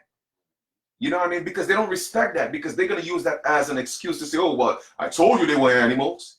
Exactly. You know, every fight doesn't have to be a physical fight. Every fight doesn't have to be loud and you know, obnoxious. It doesn't have to be that. It's not effective. There you go. It could be silent. Sometimes silence is golden. That's a rule. And nobody knows what's going on, but everybody see you accomplishing things because they don't know what you're doing. That is because you're moving in silence. You're doing what you're supposed to do. Let your paperwork speak for you, because it's on paper. We're dealing with paper genocide here now. We're not dealing with physical slavery. We're dealing with paper genocide. All right? So now you have to deal with the situation. You have to fight it on paper. Now, I'm not saying they're always going to honor it, but that's when the administrative process comes in. All right? When you give them the 30 days, you give them 10 more days, you give them 5 days, and now you make your claims. Right. It's very, very simple, but it's complex when you don't take the time to study, all right, and learn the information and apply the information. It's all about the application. We could talk all day, oh, I know what to do. Let me tell you, and I've given that story many times. When I was about 7, all right, growing up as a young man, I saw my cousins, they swam all the time. I'm talking about in the deep oceans, right? And in my mind, I could swim. I was the greatest swimmer in my mind. But there was no way I was going to go in that water, because I was scared. I was afraid. You know, I knew how to swim in my mind, but I haven't done it physically. You see, because I hadn't applied what I knew in my mind. So one day we were sitting on the harbor, you know, we call it jetty or harbor, right? And everybody's jumping, you know, doing backflips in the water. And I'm talking about, I'm seeing, like, literally seeing big fish in the water. And I'm like, I ain't going in. One of my cousins just pushed me in. That day, I took a gulp of about 2.5 scoops of water. And normally in the islands, when you take 3, you drown. And I took 2.5. And I told myself at the age of 7.5, I wasn't going to die that day because I wasn't ready. Guess what? What I knew in my mind, I applied it. And I swam for the first time. And from since then, I've been a fish. I could swim today like a fish. The moral of the story is, it doesn't matter what you have in your mind. It is just in your mind. You can't be afraid. You have to jump in the water and apply it. It doesn't mean that you're not going to drink some seawater. It doesn't mean you're not going to take some gulps and cough. But as long as you swim back to shore, I promise you, you're going to be more stronger than you were before. And that's how I had to learn to swim. And that's the same process we have to deal with these people. We cannot be afraid. We have to test the water. We have to jump in, because we're dealing with sharks. All right?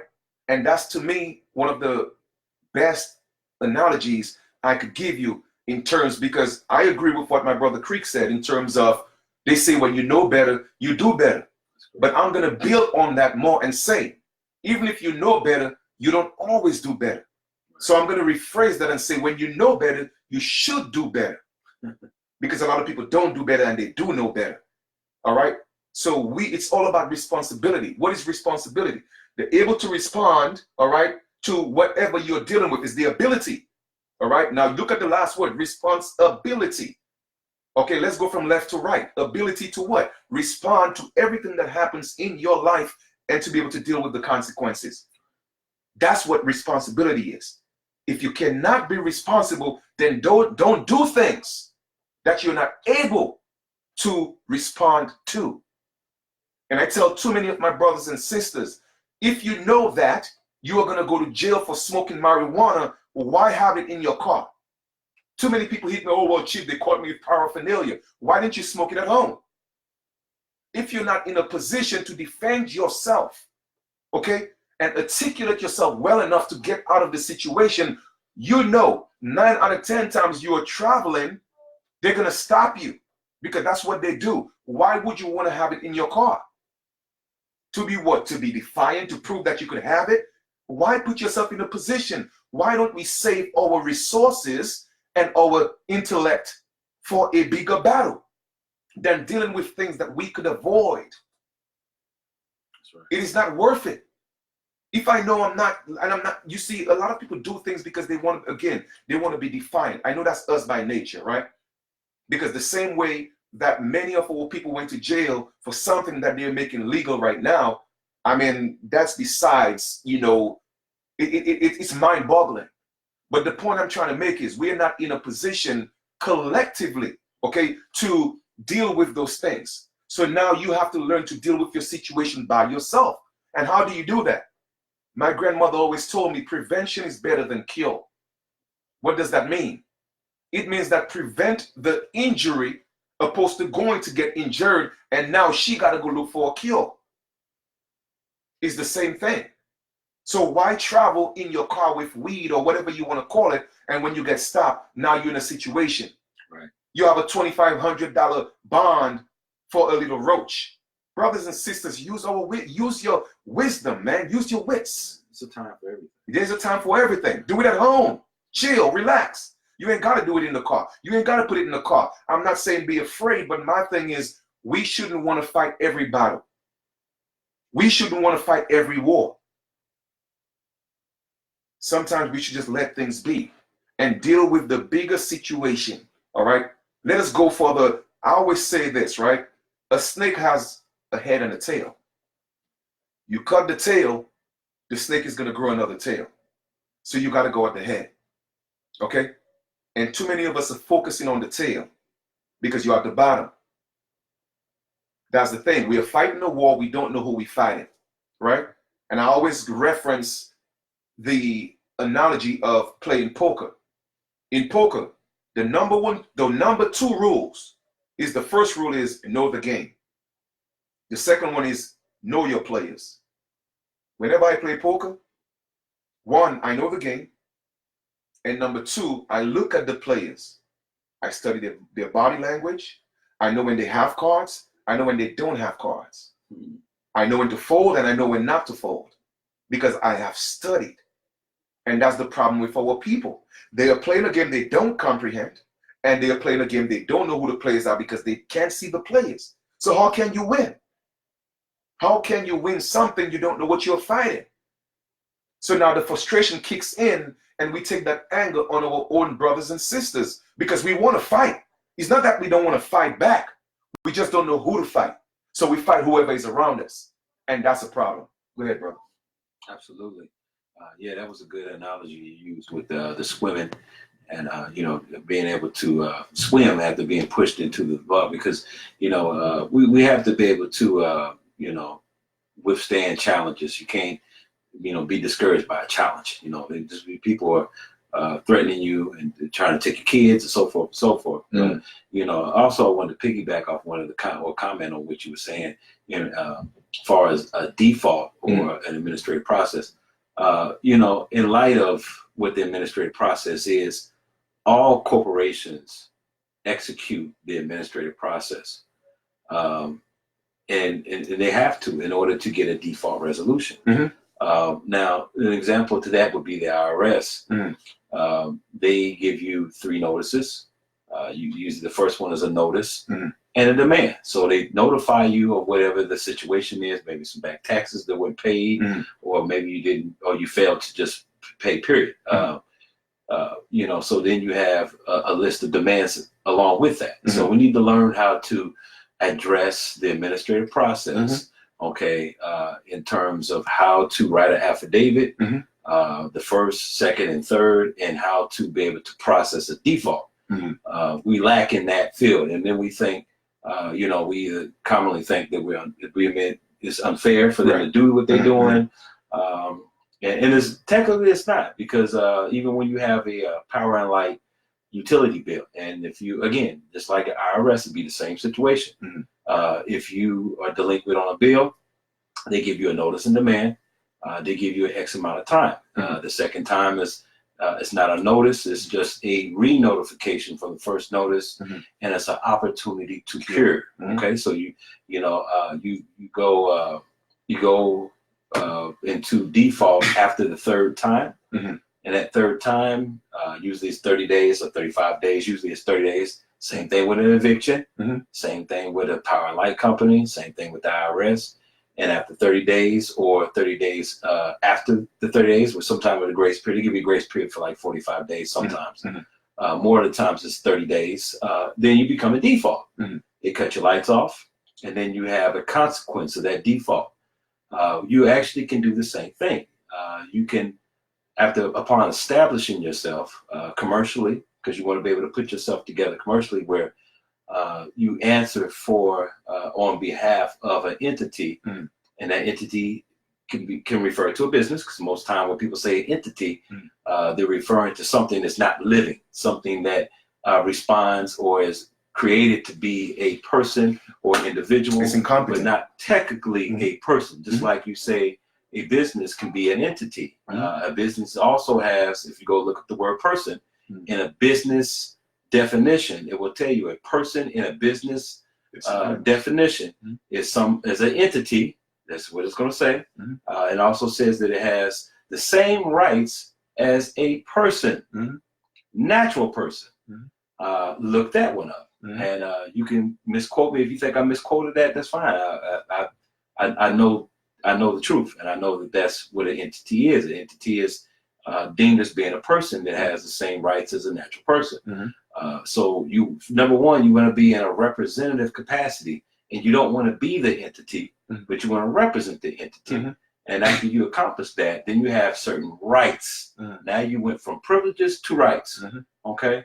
So once you have these rights, then you're able to execute with the same thing the IRS or any places do with a legal notice. You give them 2 notices, and on the third time they default. Now from there, it can go from there to a court where you're the movant of the court, and the movant is always looked at as being the plaintiff. The plaintiff. That's correct. And then they're going to honor whatever the default is, because once it gets to court, then the dispute or the matter has been closed, and now you're just looking for a remedy. So they're not going to re-argue the case when they had 30 days to do that. And it's the same thing with you. That's why we always think, as some of the ignorance that is amongst us, we think that it's based on our skin color or context, and that's just simply not true. It's based on your ignorance. Exactly. Because a lot of people, will say that I'm an agent. I've heard that. I've heard people said that about Chief too as well, because it seems as though we don't get the same consequences. However, me and Chief both have established ourselves commercially, and we know the difference between that. And then once they know, or they're aware that you do know what's going on, they have a tendency of backing up. Okay. And they operate in accordance to law, because they don't want to be liable for violating your rights. Okay.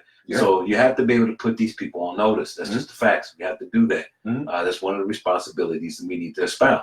Our ancestors asked for these people to come here, and not only that, they accepted these agreements. Upon accepting these agreements, there was ramifications that these people should have subdued for not either late payment, not giving us the benefit, or just simply lying to us, and then in some cases taking land, or because we dealt with slavery as well, the trading of people or commerce, and we didn't get our just due. So that can be a claim, and it should be a claim with your name on it. And you should be able to present that to them to let them know they're already in dishonor. because you being on your land and establishing your birthright upon them being here, they have certain regulations that have to tend to people that have rights and people that are established internationally with a tribe that's registered properly, whether it's Title 25, Indian, federal recognized or not federal recognized. They have to acknowledge or adhere to somebody that is indeed a representative or aboriginal. Because you want to be able to be represent whatever that person is outside of a natural person. So that's one of the things we have to teach ourselves. No doubt, no doubt. I appreciate that. And somebody was asking, what does the name Kalinago mean? If you want to know about the Kalinago, you could Google that, and that information will come up. Also, Amber, was asking, do we have to claim a name? Now, here's the thing, right? Just like Brother Creek was saying, is we have to put ourselves in a position where we are identified differently from the entity, right? Remember, if this glass is your business, right? You're not gonna say you're this glass. You know what I mean? However, you and the glass, this could be like, take for instance, the glass could be a company that's called Kalinago Inc. No, it doesn't mean that the glass is Kalinago. It just means it's a business, and Kalinago is the representative, or he stands on behalf of, you see what I'm saying, of the glass. So it's the same thing with your name that was given to you, okay? It's an entity. So therefore, you have to differentiate yourself from that to show that there is a separation. In other words, this is me and this is the shadow. I am not my shadow, but my shadow is part of me. You see what I'm saying? And I'm going to represent the shadow. You feel me? So in essence, to answer your question, for me, if it were me, I would consider being known to my friends and family with my spiritual or my indigenous name. Right. You see what I'm saying? Because the name that was given to us, all right? Yes, our mother named us. However, unbeknownst to our parents, they gave up the title of that name. You see what I'm saying? So it no longer belongs contractually. It no longer belongs to you until, okay, you have claimed it. Apart from that, it's not yours. Okay, it's theirs. They have the title, just like your car. It's the same thing. You go register your car, it's no longer yours. It's theirs. So it's the same thing. All right. So you want to be able to put yourself in a position where you definitely would like to give yourself a spiritual name, or an indigenous name for, if you want to keep it indigenous. And so I would say yes. All right. But at the ending of the day, well, not the ending of the day, the continuation of the day, because there's no end. All right. Life is just a long continuation. So in continuation, I would say that as a people, we have to be a little more resourceful in terms of seeking information that's on point. I know there's a lot of people giving all these different concepts of what the truth is. And I appreciate that. I truly do.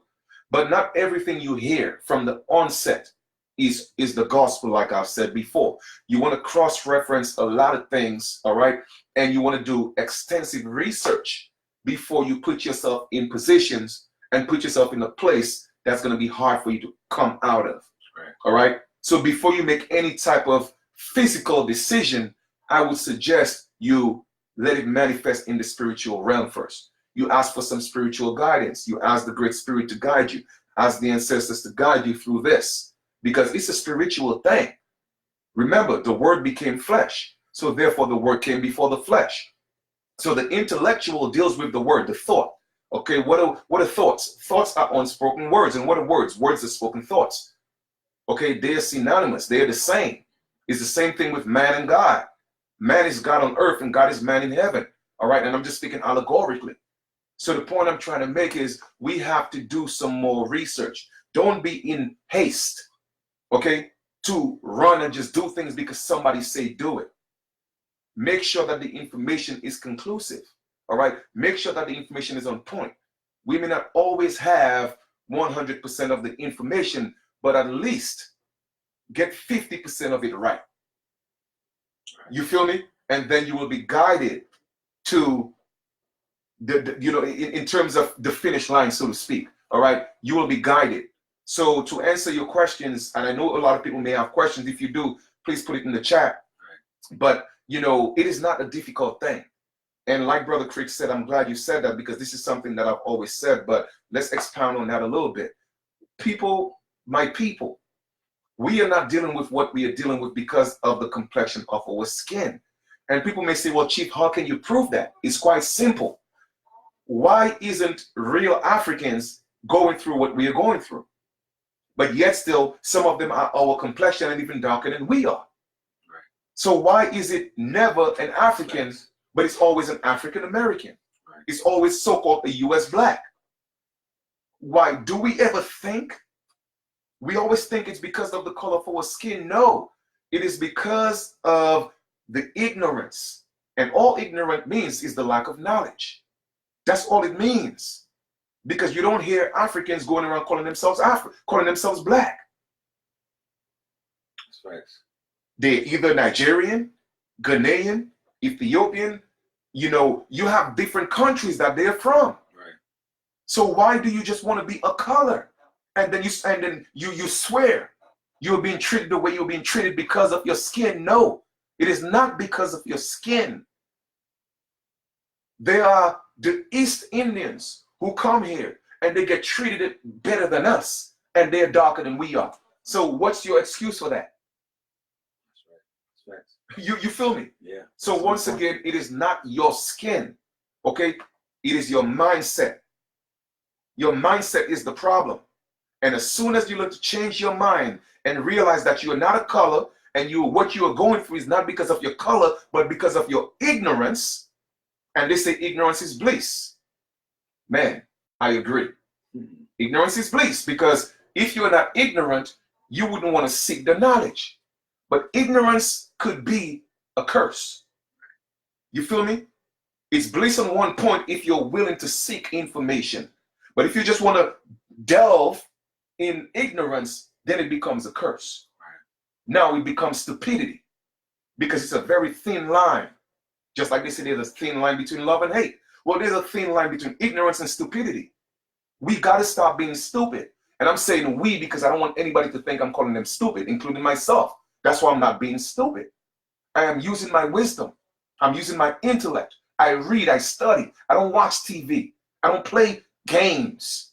Once in a while, you know, I'll play with the children and take a couple of shots, basketball in the backyard, but I don't sit down and watch TV and football and all these days. Now, once in a while, if the family get together, you know, the boys get together, I don't mind. Because they say all work and no play makes Jack a dull boy. I don't want to be dull. So I'm a man. So I'm gonna be entertained sometime. But if 90% of your life is all entertainment, you're on the wrong track, brothers and sisters. You're on a track where you're going nowhere. Okay? And another thing, why aren't we teaching our children how to grow food, build, learn trade? Huh? Do you know that trade, the word tradition came from trade? Right. When they took away our tradition, they took what? Our trade. That's correct.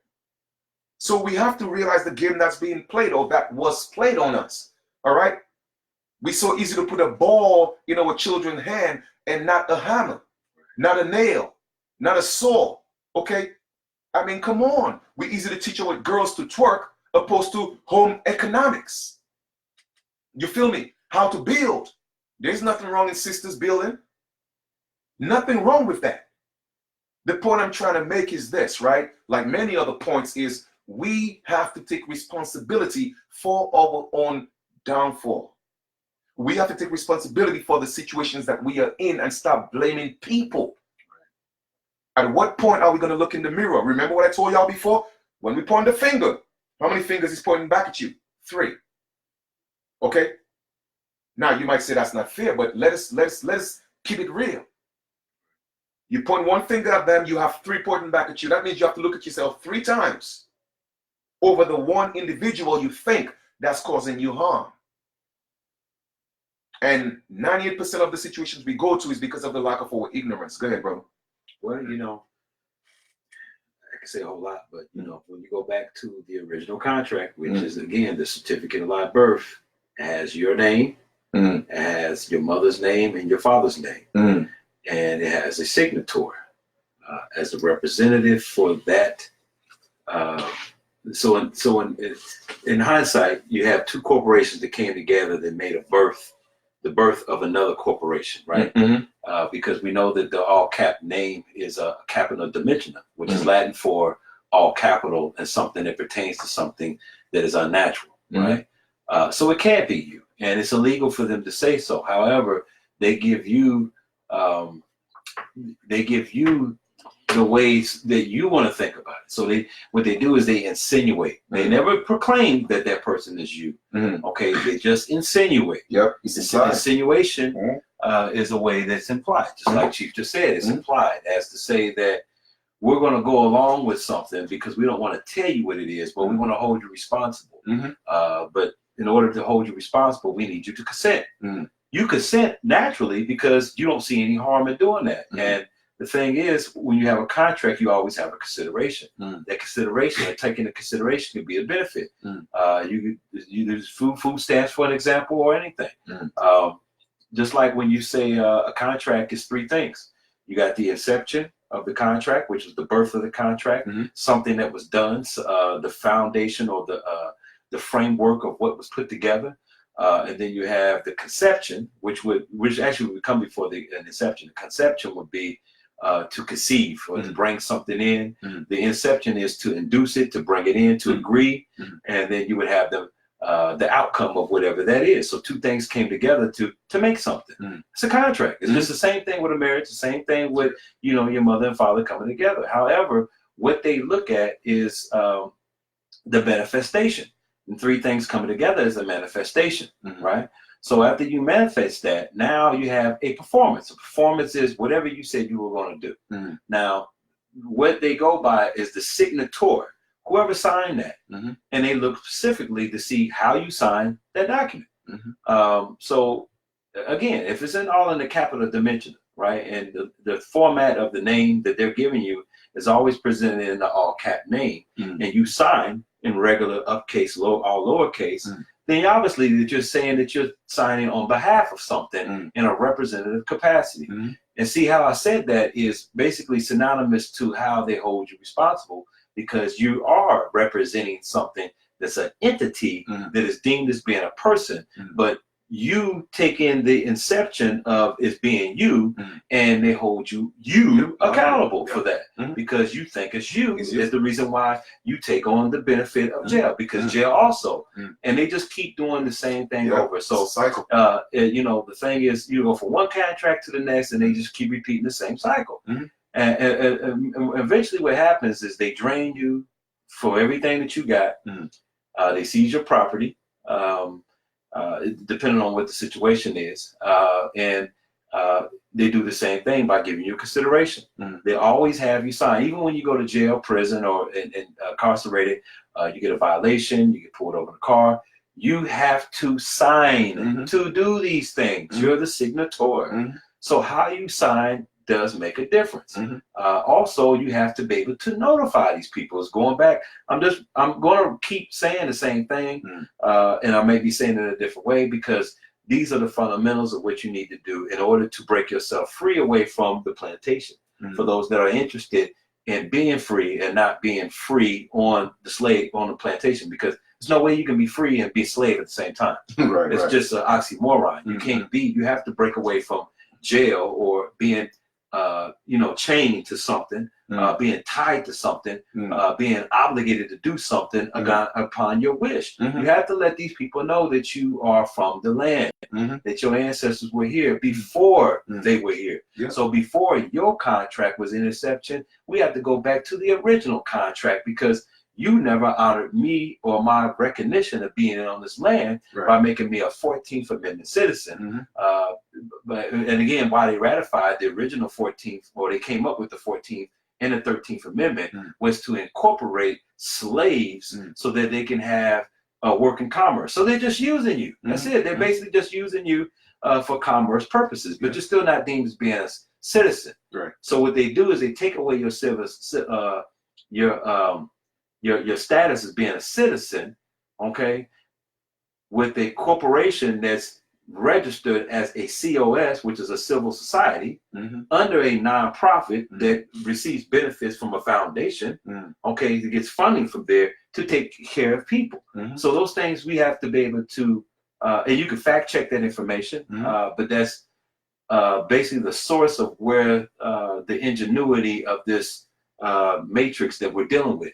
And the sooner you can get that information, and then you will be able to assess. Assess means to use what you're supposed to be using to get what you need to get.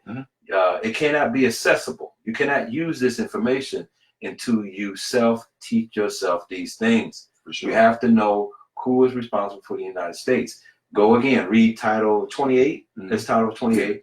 Title 25 is Indian, so I got to fix. The United States Code Title 25 is Indian. Title 28 would be the administration for corporations. 3002, and then go to 15. That's correct.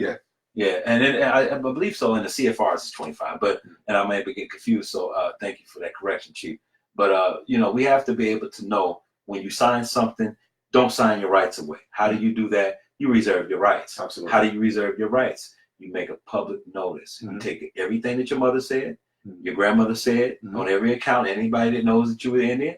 You fact check that, of course. You know what I mean? You fact check that by getting on familytree.com or one of those places, and you start checking these names. You get documentation, birth certificate, death certificates, war records, marriage records, and you get these things and you put them together. And then now what happens is it takes you back to 17, or as far as the census goes, to 1790, or actually 1780, and then you see that this doesn't match up with their story.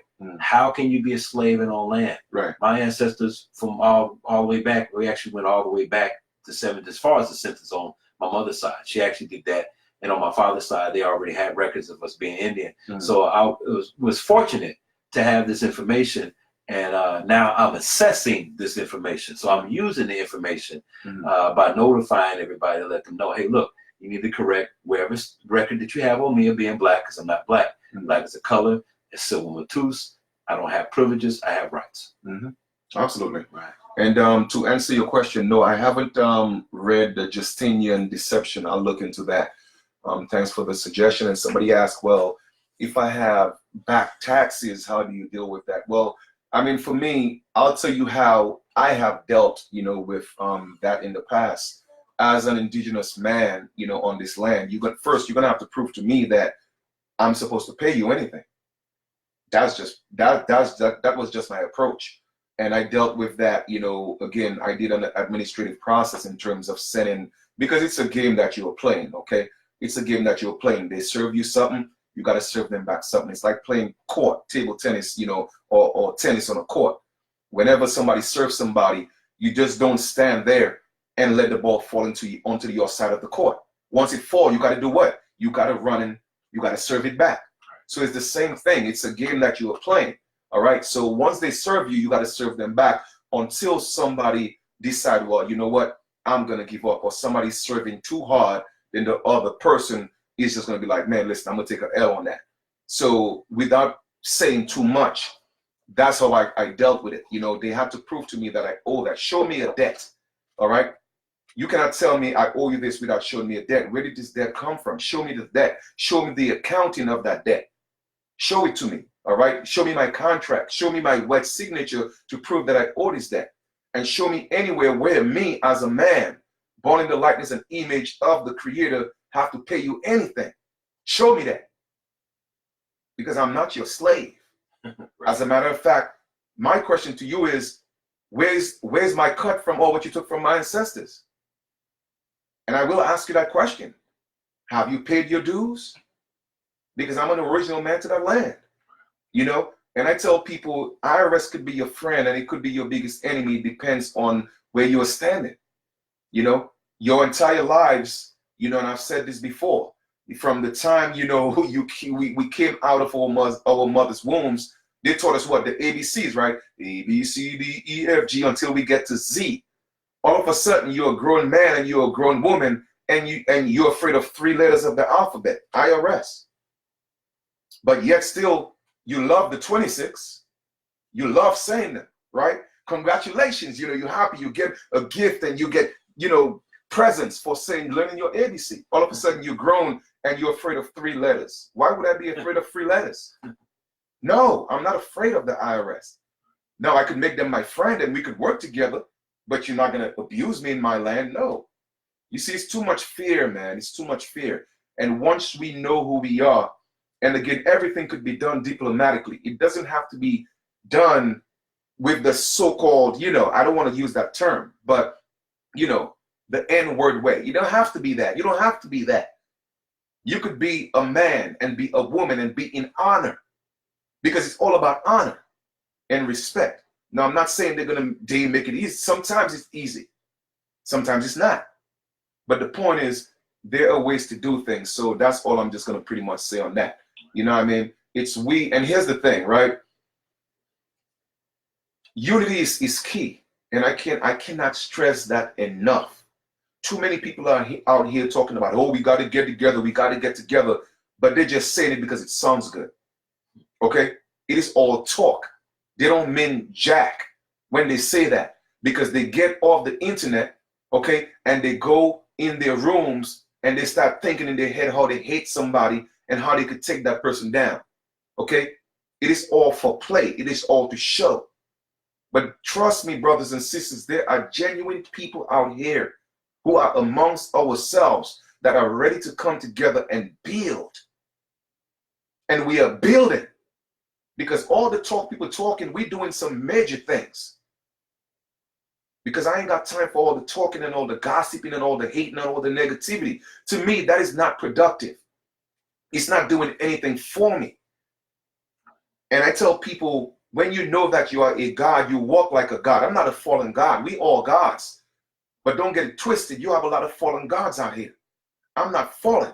I'm ascending. So I'm looking to deal with people who are actually ascending as well. If you want to stay in the rock bottom, man, listen, I'm not going to cast my pearls to swines. I'm not going to do that. And a lot of people, not just our people, but people in general are swines. And I'm not going to cast my pearls to them. And y'all can take that whichever way y'all want. You know what I mean? Because when you know thyself, you're supposed to carry yourself a certain way. And your light is always supposed to shine. You could look at people and know when they're operating in the dark. And because they hate your light so much, they're going to continue to hate.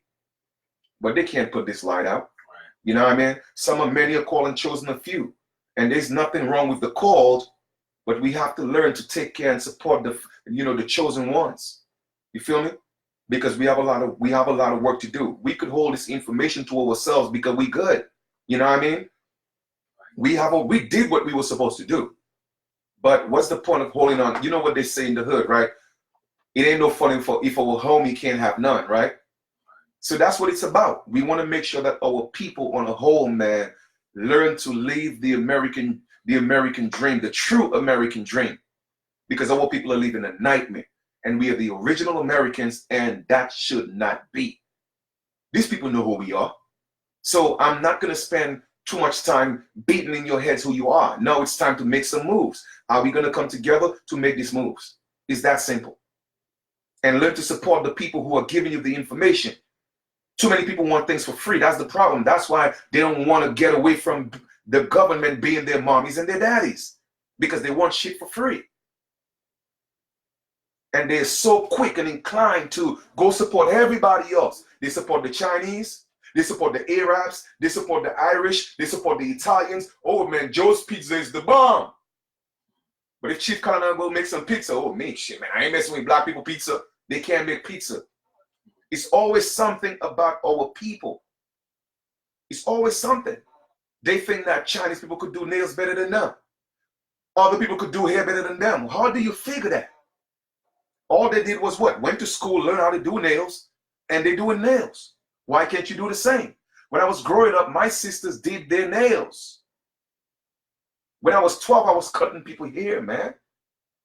The point I'm trying to make is, brothers and sisters, we have all the tools that we need. We just not using it, okay? We're allowing people to use their tools on us. and we're not using our tools on them. Okay? It's that simple. It's really, really simple. We could get up tomorrow, literally. We could wake up in 24 hours and change this whole system if we change this. Facts. You don't have to pick up a gun. You don't have to pick up a knife. You don't have to pick up a tank. You don't have to pick up a drone. At the end of the day, none of that is going to work. It's all the mindset. Because for them to take everybody out, they got to take themselves out. Have you ever thought about that? What do you think? Because they hide in the can't. Now, where they at? They're not in space. Because there ain't nobody on the moon except our people. They go on the moon. They're going to get an ass whooping. So where they going to go? They ain't got nowhere to go. But you can't find them because we are not uniting. They're hiding right amongst us. Sheeps in wolves in sheep clothing. So you have to learn to pull them out. Isolate them, all right? By finding the good people amongst us, coming together and doing what we got to do. It's really up to us. And we could change this tomorrow, ASAP, all right? And stop supporting the people who are causing detriments to our people. I don't care who they are. I don't care if you call them a celebrity, a pastor, a preacher, a politician. I don't care what you call them. Anybody who go around calling you Black and African American, they are against you. That's right. Period. I don't care how they want to justify, well, let me show you this literature. And no, nobody is black. Black is not a color. Black is literally it's an essence, so to speak, that absorbs all light. And because it absorbs the light, it is the lack of light that make it look black. So your pigmentation, it's impossible for your pigmentation to be black. And there's nobody that's white either, because white reflects all light. And everybody always say, well, we black because we got all colors. Dummy, you're not black because you got all colors, because black doesn't have all colors. Black don't have all colors. Melanin is not okay? Black. Melanin is not black either. Brown. Okay? It's You brown. can find the blackest person on the planet. It's still brown. It will project itself to your eyes. Yeah, exactly. It's black, but it's still brown. It's still brown. Look that up. That's basic science. But the thing is, again, they'll tell you there's no such thing as black. It doesn't Even exist. The darkest hue is still brown. It's still brown. It's still brown. And that's what they're teaching our people. And you have these people that's in these so-called positions that are called your leaders, that you're idolizing, don't realize that they are doing a job. They are paid to mislead you. Bottom line, period. Okay? So brothers and sisters, know who is for you and know who is against you. And by no means I'm calling y'all dummies, all right? I'm not saying that. I'm talking to you in the context that I'm putting it. Don't let nobody play you, okay? They have a saying, fool me once is my fault. Right. Fool me twice, it's your fault. Don't let these people keep fooling you, all right? And anytime they start calling you Black and African American, denounce that, because you are accepting the curse. It's a curse to be black. Yes, I said it. It's a curse. All right? It is the curse of the pale man, that we took their places and they gave us their places. All right? And that's just facts. So for those of you who want to continue living that lifestyle of being dead, then that's on you. But don't get mad because you're dealing with the consequences. It is nobody's fault but yours. Period. So before we conclude, brother, go ahead and just drop what you got to drop. Looking at the comment, Rodney Boss Jackson, my family is Choctaw. And Choctaw, indeed, you definitely want to, when people ask you about your nationality is Choctaw, or you want to say Choctaw because it's commercial. Everything is commercial. We're dealing with commercial transactions, paper. And if that's not the case, and then you want to declaim that as not being a fact, then you take all the money out of your pocket and you throw it away. Because as long as you're using that money, you are considered to be a trader or somebody that involves in commerce, period. When you use that social security number. But beside all that, one of the sisters was saying something about IRS. Only people that get taxed are citizens, period. If you have a status of an Indian automatically takes on a foreign status because they're foreign to the corporation United States.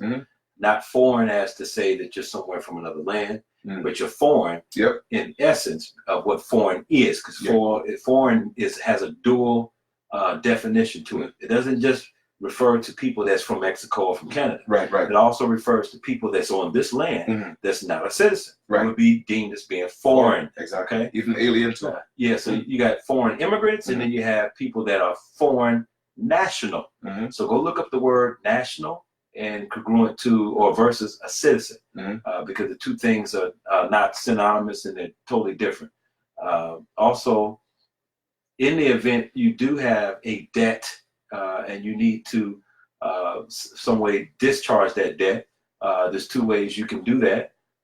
One I recommend would be to, again, you would have to do this in a representative capacity, to separate yourself from whatever information that IRS has you listed as a citizen.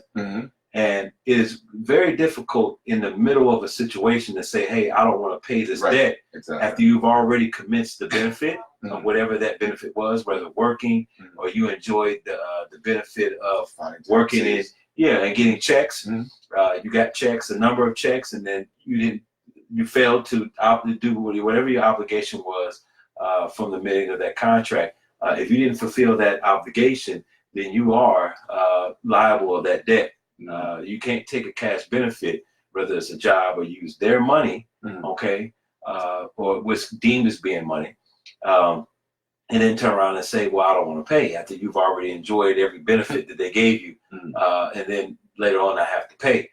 So you can discharge that in a representative capacity without having to do slave labor, to come up with the amount of money that you need to do, which may sometimes be impossible to say you owe $10,000 back taxes and we're giving you 30 days to pay that, or we're going to lien and levy your house. Well, technically, who makes $10,000 in 1 month to pay off or discharge that? Because a lot of us live from check to check.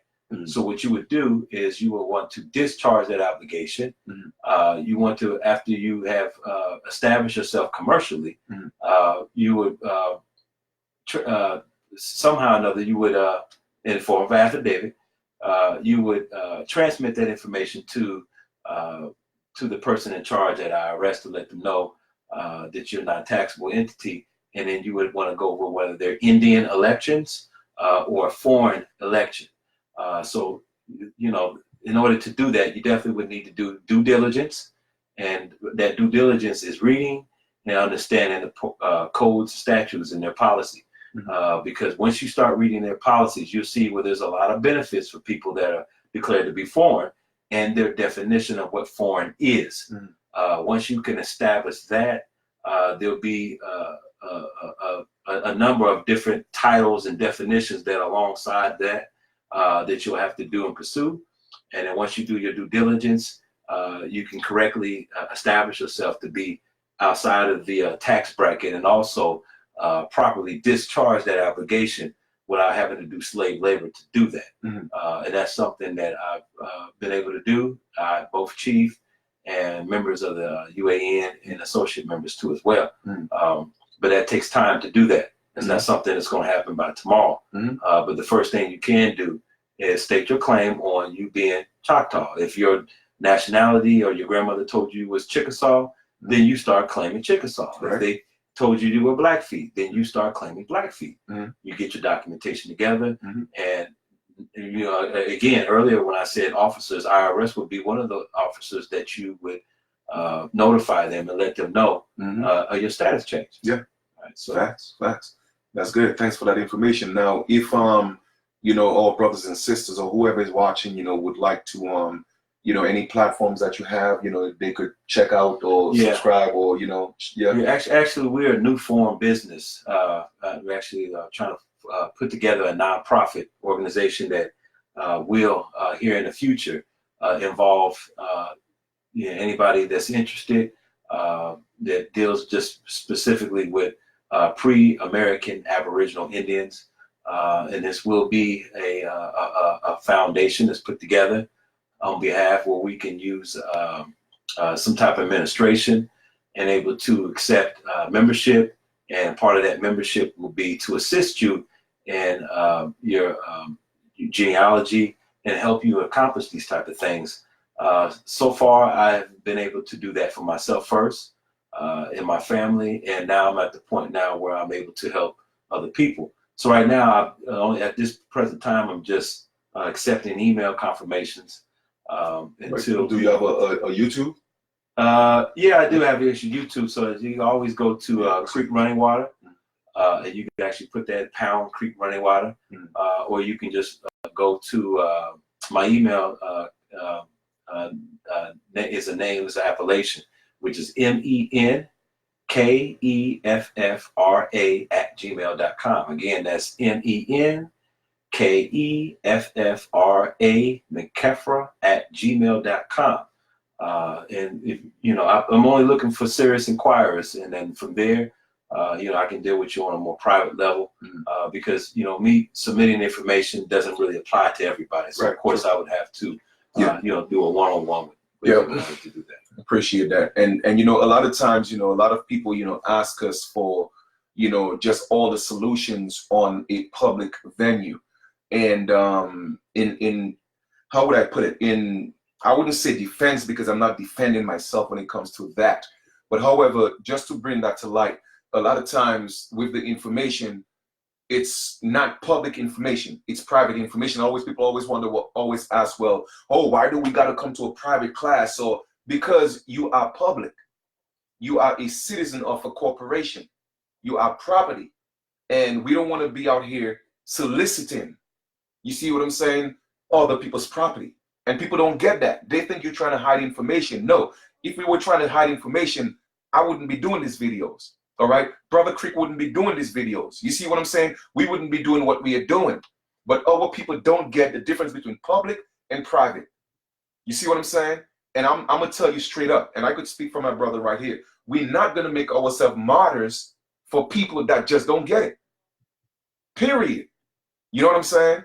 I'm not gonna make myself a martyr for people who don't get it.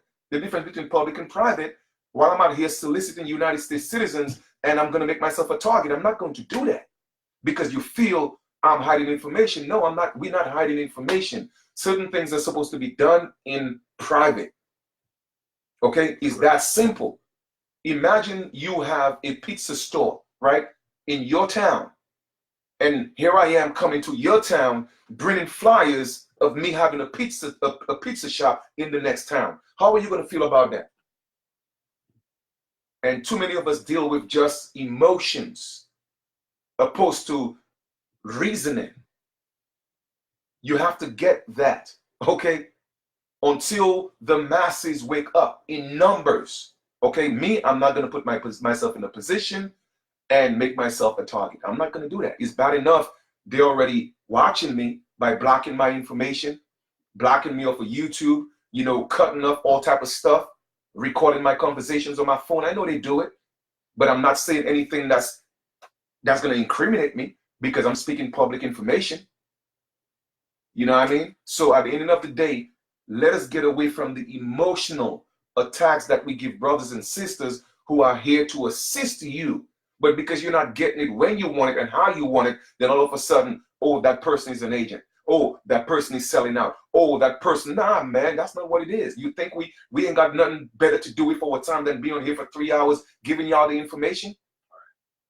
Come on, man. So just appreciate the information and the fact that we are here giving our all. That's what this is about. But certain things have to be done in public. I mean, in private. This is public information. You could just go look up. But you see what I'm saying? But certain things, you have to come into a private setting. All right. It's a lot of information. You're not going to get it all in one setting. Come into a private, into a private space, and now we could talk privately. We could share. We could build, and we could do what we got to do. Everybody ain't got to know what we're doing. Right. You have to operate in clean hands. There you go. You can't be combative, because if you want these people to work on behalf of you in a fiduciary capacity as a servant of the public, you would have to be in a representative capacity. Mm-hmm. So that would require that you do a status change, mm-hmm. Or a status correction. Mm-hmm. Again, a while ago, we were talking about taking on a new name and identity. Mm-hmm. Yes and no. At first, you want to be able to use the name that you have now, and correct the way that it's being used, by making a differentiate the way you spell it from the way they spell it. So if it's in all caps, of course you don't want to sign in all caps unless that's you. But of course you want to sign regularly like you do. And then sometimes you can make a note after you sign 1-308. That way, if somebody does try to hold you liable to say that's you, you always can go back and show where you reserved your rights. And you have to know what your rights are. If you don't know what your rights are, you don't have them. Right, exactly. And I put that that link in the chat, 1-308. It's reserving your rights. I also put the title 28 in there. So you guys can check out some of that information. So as Brother Creek said, we are working on a platform, where we will be able shortly to just have brothers and sisters who are seeking and wanting the information, and hungry for the information to come to the platform. So we'll be able to assist brothers and sisters with that indigenous standing process. But in the meantime, it's about coming together and, hey, listen, wherever you at, like I tell people, my email, my inbox is always open. I'm willing to build with anybody that's righteous, okay? Anybody that has clean hands, anybody that's transparent, anybody, that's credible, man, I'm willing to work with anybody. And that's where I'm at with it. So we are working, I'm talking about exhaustively hard to put things together because we know a lot of work needs to be done, especially 2020 is around the corner and so many things are going to change drastically where it's going to affect the lives of our people in such a significant way that we have to put certain things in place. All right. So once again, I thank you guys for just being a part of the build. I hope that information that we shared this evening at least opened up your mind somewhat, okay? And please continue to share the videos. And let me just reiterate once more. Anyone who goes around telling you that you're Black or African American, all right, they are not for you. If they're insistent on calling you that, then they don't need to be in your circle. To me, that's problematic. And we should not, we should not subscribe to that type of energy. Yes. Okay. So in closing, brother, anything you want to add? No, I just want to say peace, Halito, to all the peace and bliss, to the family. Don't get discouraged. Everything has a start. You have to be able to manifest this information where you can take it in, live it, and then enjoy the outcome. Indeed, indeed. All right. And for me, as you know, I'm going to continue to do what I do because that's what I love. It's amazing when you have found your purpose, and this doesn't even feel, yes, it's my job, but it doesn't feel like my job because I love what I do. When you love what you do and you have found your purpose, it's no longer a job, even if some people may constitute it as a job. But it's because I have a love for us as a people, I do what I do. So with that being said, I hope you guys have a great continuation.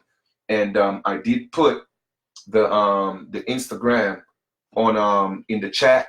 So do me a favor, go to the Instagram and go ahead and follow, because I do a lot of short posts on Instagram that you don't want to miss. All right, because once again, it's about the information. So I just put that in the link again.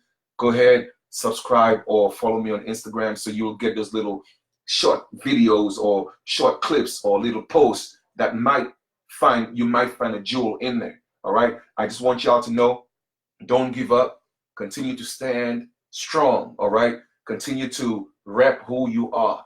Don't let anybody take that away from you. If you know that you are a God, then walk as a God. You feel me? Don't let nobody take your Godship away from you. And when I say God, I'm speaking of both the masculine and the feminine energy. All right, so my sisters, you're not left out. All right, because I got the utmost respect and love for y'all, because without y'all, that portal for me to come here, I wouldn't have been here, period. So I have the utmost respect for my sisters. You know what I mean? So thank you for being who you are, and thank you for the sacrifice that you make with your body, all right, to go through what you're going through so that we could manifest here. So that means a lot to me. So I would never take that for granted. You feel me? So with that being said, thank you. And I hope that you guys have a great continuation. May the Great Spirit continue to guide and protect y'all. May the ancestors continue to guide and protect y'all, and open up your eyes, all right? And let you see who you are for what you are. All right, thank you, and have a great night. Peace. Peace.